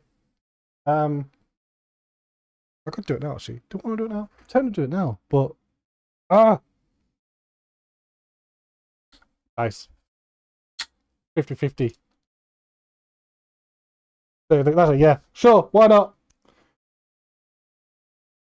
To be continued right now because I kind of I'm inspired with an idea now. So, oh man, what am I going to do?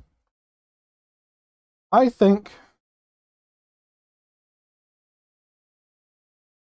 there's a couple of things, right? I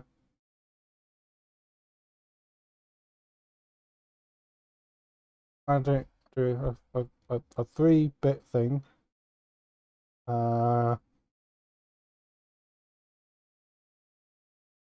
And blob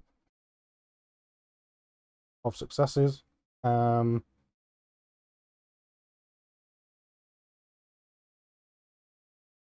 Sure.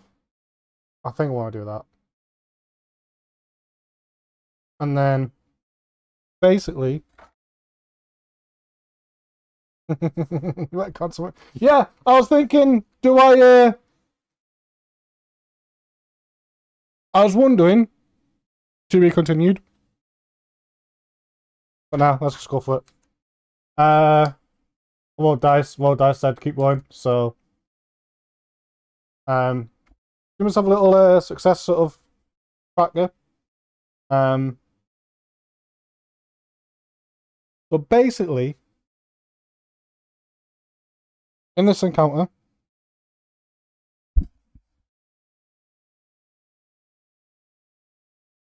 so you're just like asking them, look, I need yous. So I'll do goal here. Or goals, right? And then I'll do another line. Not enough line for it, but yeah. You're just like, look, can you please, like, put this thing into another bowl or something, like a bucket or whatever. So goal is to like contain blob, right? But the blob's goal, right? Hence this line. The blob's goal is to escape. Escape. Consume. Expand. Right? That's what it is. It is just this ever consuming blob. Right? So I'm gonna begin. I don't think I need to do initiative. I think I'll do is figure out the difficulty of the blob. So I'm gonna roll a d6. So I made myself a quick sort of like quick NPC, kind of like a little, but also it's a quick NPC still like maker thingy. But I kind of like use it as like a quick difficulty generator. So 1 to 2 be easy, 3 to 4 like medium, then 5 and 6. Let's hope I don't roll 6 because that's gonna be very interesting. A 4, so yeah, okay, so a lot of stuff would be 10s to succeed. Also it'll be 10 to hit as well. And then I want to say that is 8. Yeah, that's a d8 damage. Ooh. Oh, it doesn't really hit. It's more like yeah, it's not gonna hit anyway. So it'll be fine. So these two. I'm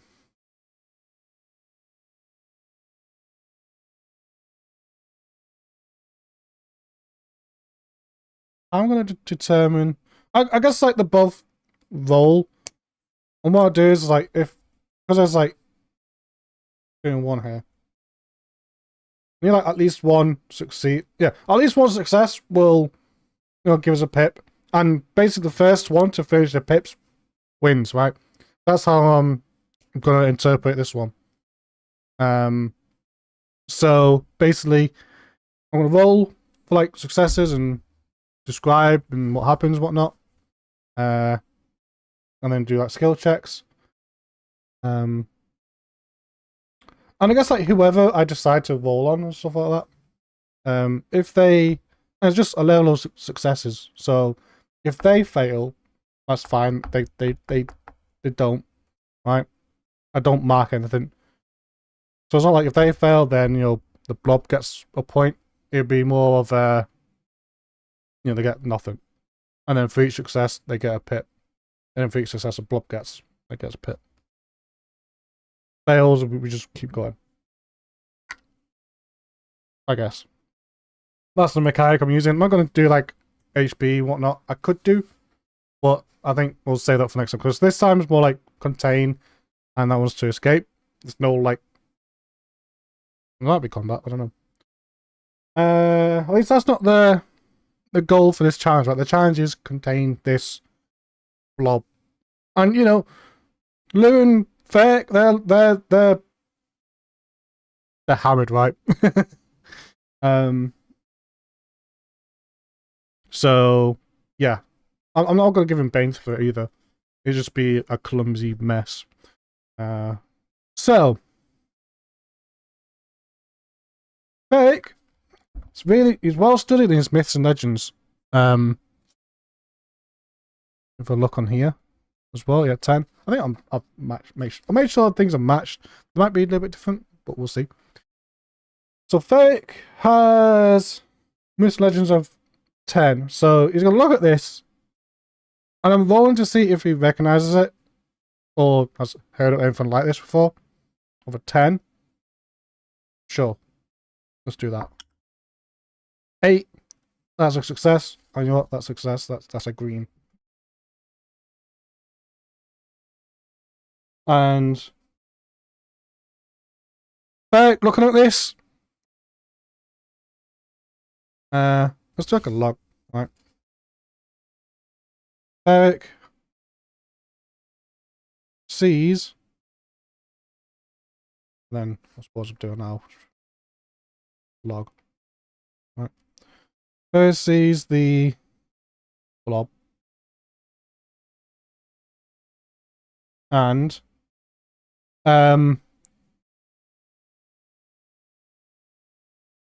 like he's looking at the question and it's like, no way, that's not a, yeah, and then he recognizes the, this like creature, I guess. And he looks like that's a gelatinous, well, I'd say cube, but not a cube, man. It's just a, what? And Lou's like you know of this thing? It's like, yeah, this is bad, he says. And it's like, what? It's like, I agree with David. We need to contain this somehow. Or, well, or we've got a big problem. The whole town's got a big problem. Because it's this ever-consuming thing, right? And, but, he did have time to players. I don't have time to explain. We need something, anything. And Ferrick sees the lantern that yeah, he sees the lantern that DJ is holding, and he takes it as like, these things do not like the light, because sure, why not? Or particularly fire, right? And so, because I feel like I need something like to deal with this thing. And so, Ferrick takes the light and so like shines it to this cube, and the cube barely like moves and avoids it, and like this, like it keeps its distance, right? And as it's keeping its distance, so I'm gonna give it like a I guess like I'm gonna call it base skill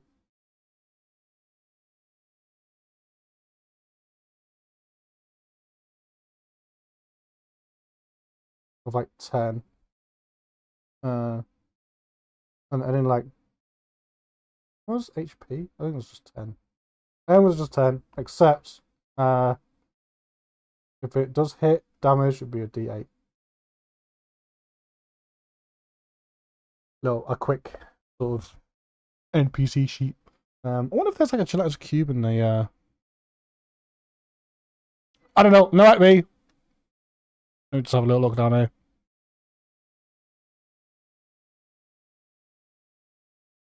There might be, but you know what?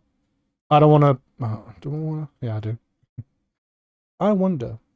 It's part of Verkin? No. And what would it be if it was a beast? No.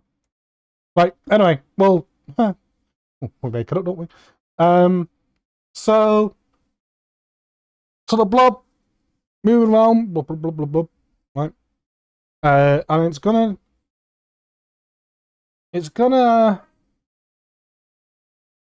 Yeah, as it's going around, I wonder if it's gonna detect like, because we're in down in the basement storage. There's food here, and so as Vex like guiding it, will the blob manage to find its way to like a food barrel or something, right?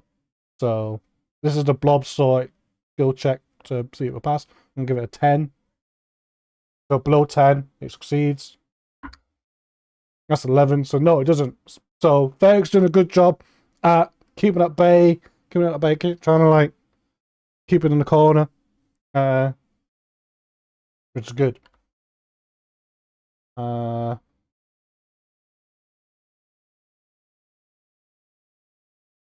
Ferrick. keeps hitting corner. Or some kind of corner, right? Until like Lou and Dita was like trying to find something to contain this blob into something, and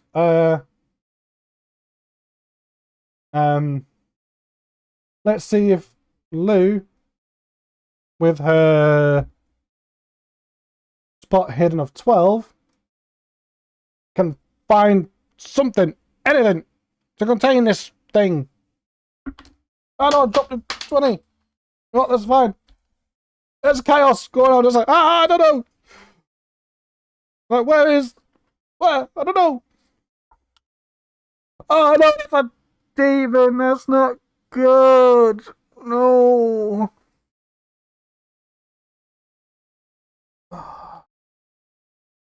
And I can't find the other. Well, I got one as well. And so, no, it doesn't matter because I need. It's just gonna bug me if not. Oh, there it is. And so, oh, yeah. And so,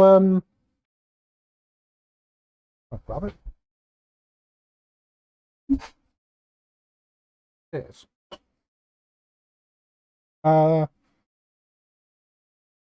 Yeah, with that, I'm gonna give a point to the blob. That's the consequence of that.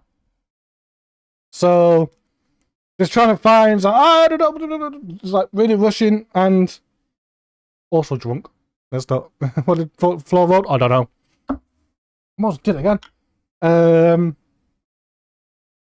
But she rolled a demon. Now, a demon or natural 20.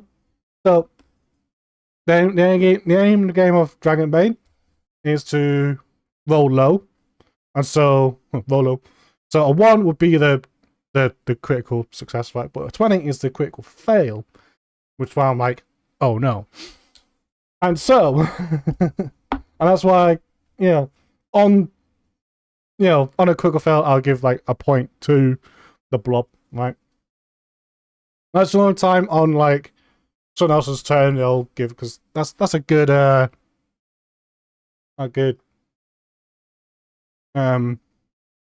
consequence, really.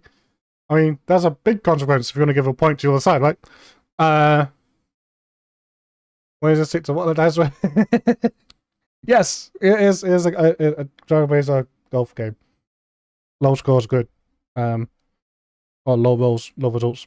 And so, yeah, Lookout Lou was trying to look out for something to contain it, but she didn't manage to look out because she's a bit loopy and drunk.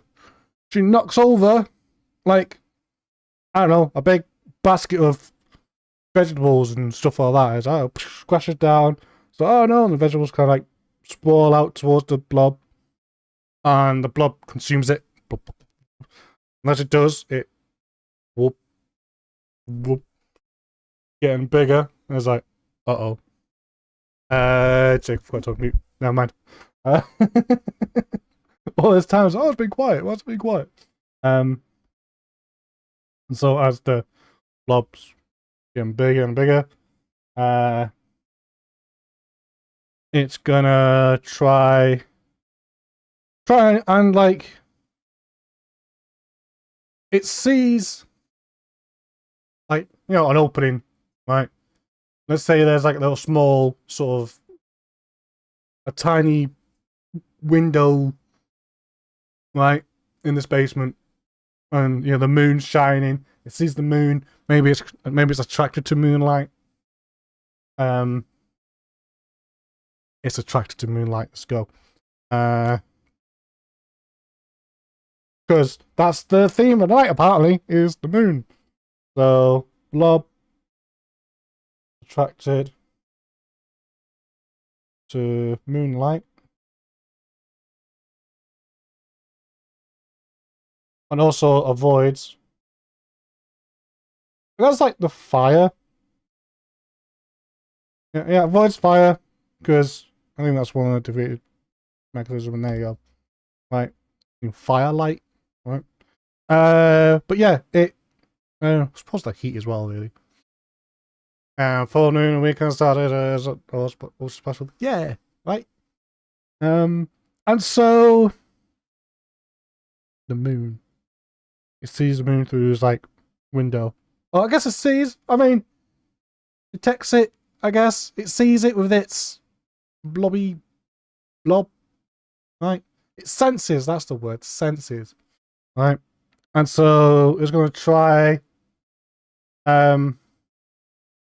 get to it really. So again, the base skills of 10. Usually like things have like other skills like what I've done here, but I've done a quick like thing of it. A quick thing, right? So yeah, we're just gonna try and dart for it. That's a 19. That's 19. So it doesn't is it also like doesn't look like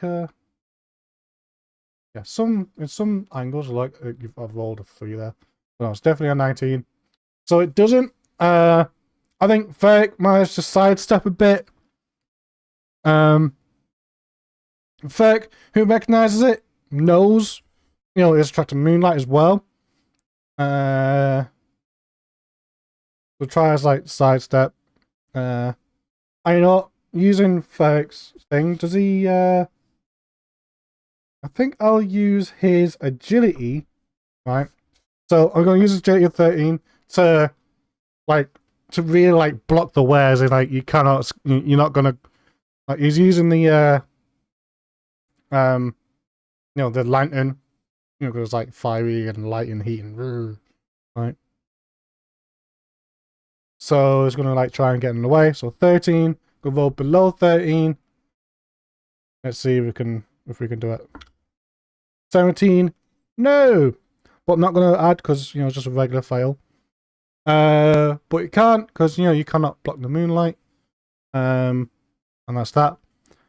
Blob's turn. I think the blob will okay.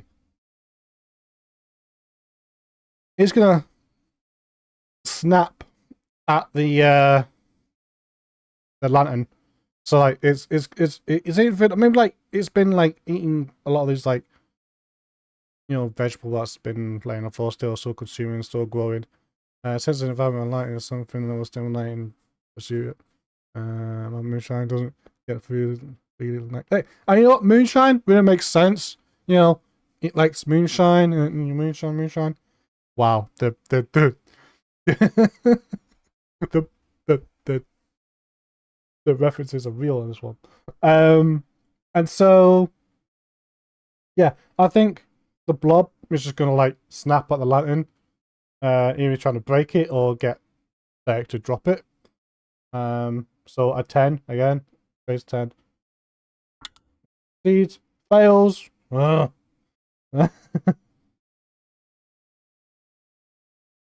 And so on our character side, on their turn, I think they'll so I think try to stop at it. Ferrick sees it and I think the blob's trying to snap at Ferrick's hand, but then seeing it, sort of like moves the lantern, so then it's gonna like hit the lantern and doesn't want to hit the lantern because it's hot, burns it. And so look at Lou's like I can't find something. I can't, like, what shall I use? And she's gonna use spot hidden again. Below 12.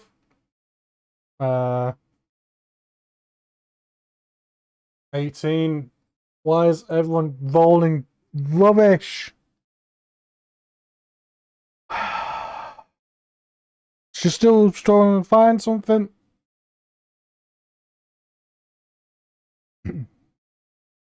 I think at this time, like watching the blob grow. I mean, the blob gets another turn actually, because it's Blob's turn now. But yeah, Ferrick like really struggling to keep this thing contained.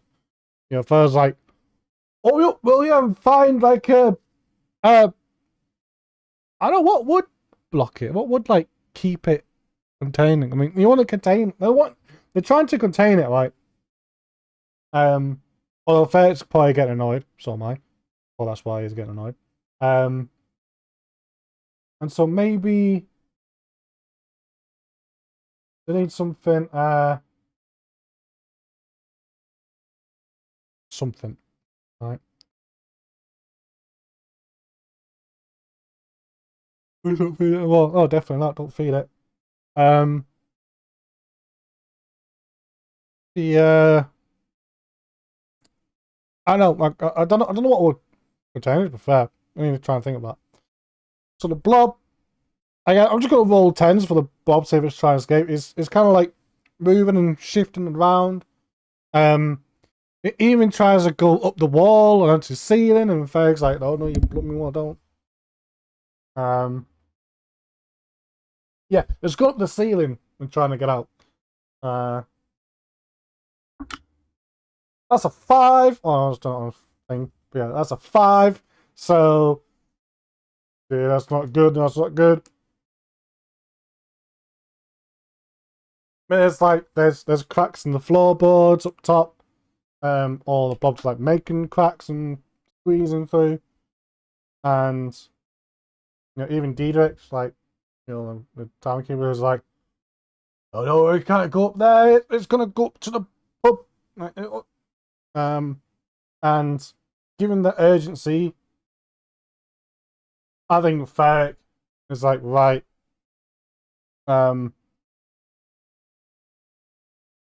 He gets something. I mean, I guess we'll see. I guess. Let me roll. Probably crafting a bush. Actually, oh, here's one container. I think it'll be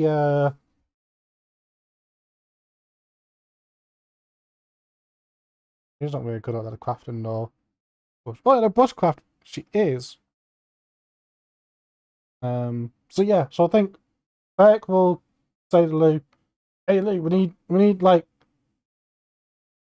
yeah," and yeah, Ferrick kind of gives Diedrich a kind of apologetic look first, and then says like, "Lou, we need like a torch or something." And she's like, "Wait, no, no," and Lou's like, "Why?" Uh, because fire. Lou kind of nods like, I get it. I get what you want to do." So she's going to use the bushcraft, which is 12. Hopefully to make something to quickly make me flammable. And 11. Yes! Oh, she does. She does.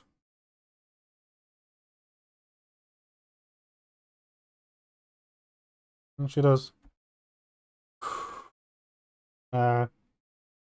Finds this, like, one of the broken baskets. She just, like, gets, like, a plank or something like that. And there's some cloth in there. She rolls around. Like, really quick, like, roll around, get some, like, some drink and pour in alcohol and thing. And then he gets Ferrick, and Ferrick just, like, smashes the, ooh. Smashes, ooh, there's a lot of fire here, lots of things spinning around. Oh no. This is not good. Very likely. 75. Oh no, that's a 59. Yeah, splashing around, like, they're just, I mean, it makes sense. They're drunk, right? They're not thinking straight. Well, at least, don't think about consequences. So they're pouring this down, and Ferrick just, like, smashes the lantern over, this how, flaming massive, them big torches, right, you get. And Unfortunately, that also kind of like, well, with the alcohol splashing around and the oil of the lantern as well splashing around.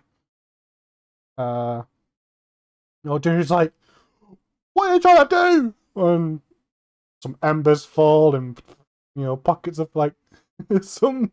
There's a little bit of fire happening around them. But the important thing is they got a big torch and they're gonna like shove it in Bob, but no, the blob, not you, but the blob. But the blob's trying to like get away, squeezing through. The one sort of, I mean, how is it tough to break through for the blob? 50-50.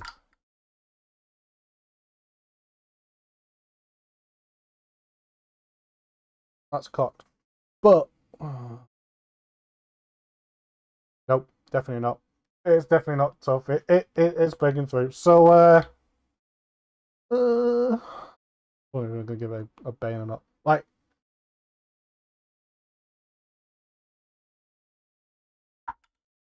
5. Oh no. But I kind of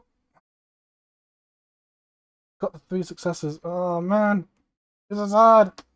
It's it's it's kind of it's done it. Oh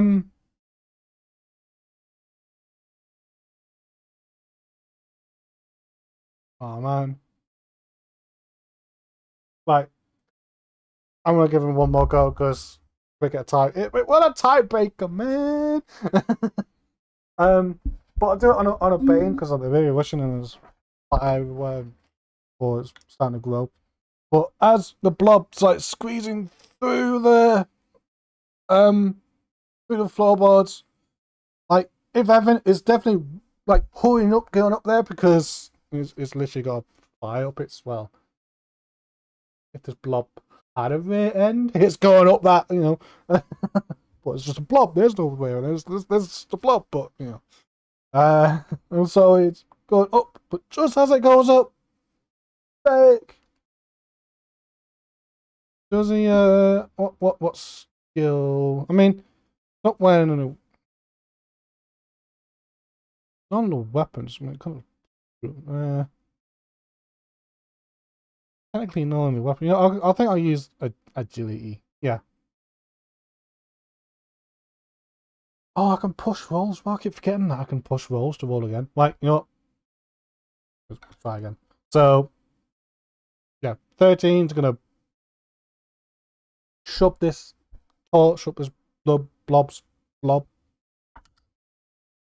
That's a 6. Yeah, and it does, and it actually screeches. You hear it's like it's like really like big screech. Okay. So I'm kind of pushing it right for this. Bit of a tiebreaker, because I'm making this case. I'm really gonna play on the character side. Well, yeah, play a character side as well. So yes, it catches it. It screeches it, and was one more to really seal it. Does the blob get away? 10, yeah, and it's gone through the floorboards, and there's crashing happening upstairs. People are screaming. There's screams. Things get knocked over, and small embers are like trickling down in this basement area. And so Adira looks at the two and says, "You two go upstairs and sort that thing. I got this. Don't worry. You go up there and I don't know." And so they rush upstairs. And this blob there is like all the food and drink that was on the tables. It's like he's just sliming his way on top of the table, slamming his way, like, you know, on plates and mugs, it, smashing everything onto the ground. Basically anything edible or whatever it is, just consuming, and as it does, grows and grows. There's moonlight shining, and as it's growing, I think that gives it one more sort of like burn. Sure, 13, agile 13. Yeah, it does. I don't know what damage would do it though. I didn't roll for damage last time though.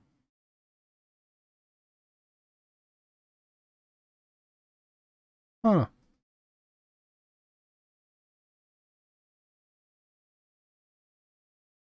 Yeah, I will do now. So let's say like, yeah, it's gonna have to be. Why not? I guess. Sure. We'll just hit it. That reels back. Or maybe like it goes to hit, but maybe hang on. Let's see if we can do a bit of a combat you then. See if it evades on a 10. Definitely does. Awesome. So yeah, it you know what? It goes to like thrust this, you know, flaming torch at his blob, and the blob just makes a big ring around it. So, and then as it expands outwards, it kind of like almost grows as like kind of like a bit of tendrils, and then it hits Ferrick. You know what? I'm not. Yeah, I'm not one then. Yeah, that's it's like it just whacks Ferrick. We hit because I can do that because I'm gonna make it up as I go along to do that. Before, so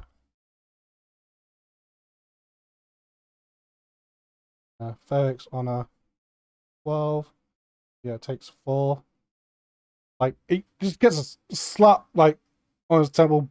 He's like just drunk as well. It almost knocks him out. Takes him by surprise. And then I think one more roll. The blob, below 10, escapes. Nope, 16. Okay, cool. It smashes to a window, tries to squeeze in. Hey, card face, I'm not too bad. Trying to. I'll recap in a minute. So, yeah, this big blob that they're trying to fight, trying to squeeze through the window. And I suppose Lou's like, give it to me. I'll shove it in him. Lou's got 16. Agility of 16. I'm just using agility. Fine. To like keep burning this blob. I can show the thing. 7. It does for I think a 2D. I think a D8. Yeah, D8 damage. It's cocked. 8. Cool. Let's go. Okay. Blob uses the HP. Yeah. Yeah, it does. So it does reel. It kind of reaches as it's trying to squeeze through. It's losing its gelatinous thing. It's becoming smaller and smaller. I'll do like blob's turn, and the blob will just try and escape. About 10. It's now smaller, and then on a dragon, it goes off out on the street. And both Lou and Ferg's like, uh-oh. Uh-oh. They try and, like, you know, I guess Lou goes to the window and tries to go out and look for it. Ferg goes out the front door and tries to find it. And it's gone. This blob disappears. As if that's some kind of ghost or something. Don't know.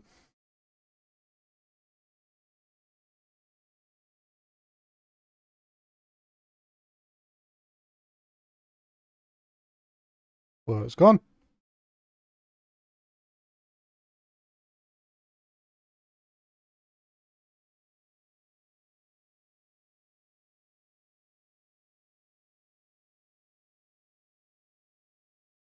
I'm trying to write it down.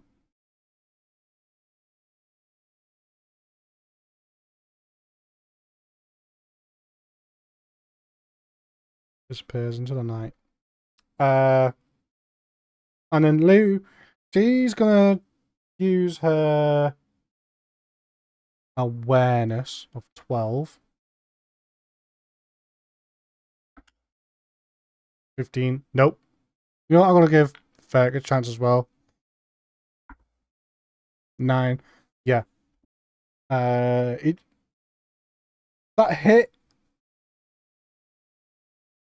is still smouldering, this blob. And it's losing like little bits of like this skeleton sort of gooey mess.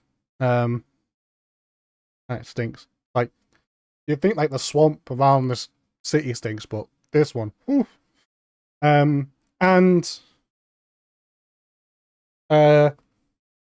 Ferrick just sees this trail, and by the looks of it, it just trails off into the swamp. Yeah, Ferrick spots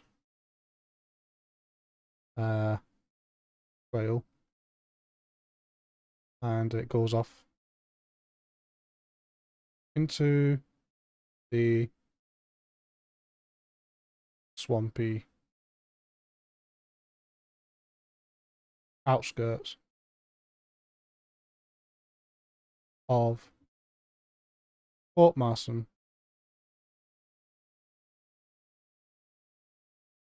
To be seen again, who knows? I guess we'll find out at some point.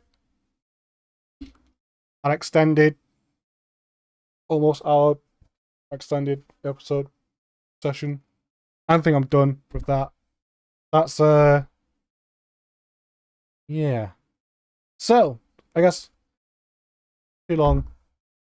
Didn't read. We started off, you know, bit of a discussion between, or a bit of a talk and a, you know, you better watch it sort of discussion between Lou and Ferrick before the Cassandra's Cry arrives at Port Marston. Captain Kane puts Ferrick under Lou's watch, because look out Lou, she's the one that looks out, right? And then, you know, Captain Kane, he goes off and meets with Bill Bennett. Meanwhile, Lou particularly gets bored and thirsty and takes Ferrick to the Bruise Brothers, of the purest of poorest and poorest, and I don't know. They try some drinks. Ferrick tries the New Moon Ale, didn't like it. Then he tries the Moonshine Dung Beetle rum, and you know, the politely lethal rum, and well, gets hammered from that. And then all of a sudden, loud noise in the basement, gelatinous blob. I was wondering if I want to do to be continued, but I really want to resolve it today. And that's what we did after a big kerfuffle in the basement, trying to contain it, and burning it, and I guess. At some point, Ferrick's like, oh, we gotta kill this thing. It's again dangerously like large and well escaping, right? And ultimately, it manages to escape. Did get a little bit, did get hurt a bit as I was trying to figure out how, what, where, huh? What, cool, what others, right? Resolved it, but the blob disappears, and I'm gonna say it disappears into swampy surroundings. Where we see it again, don't know, but there's definitely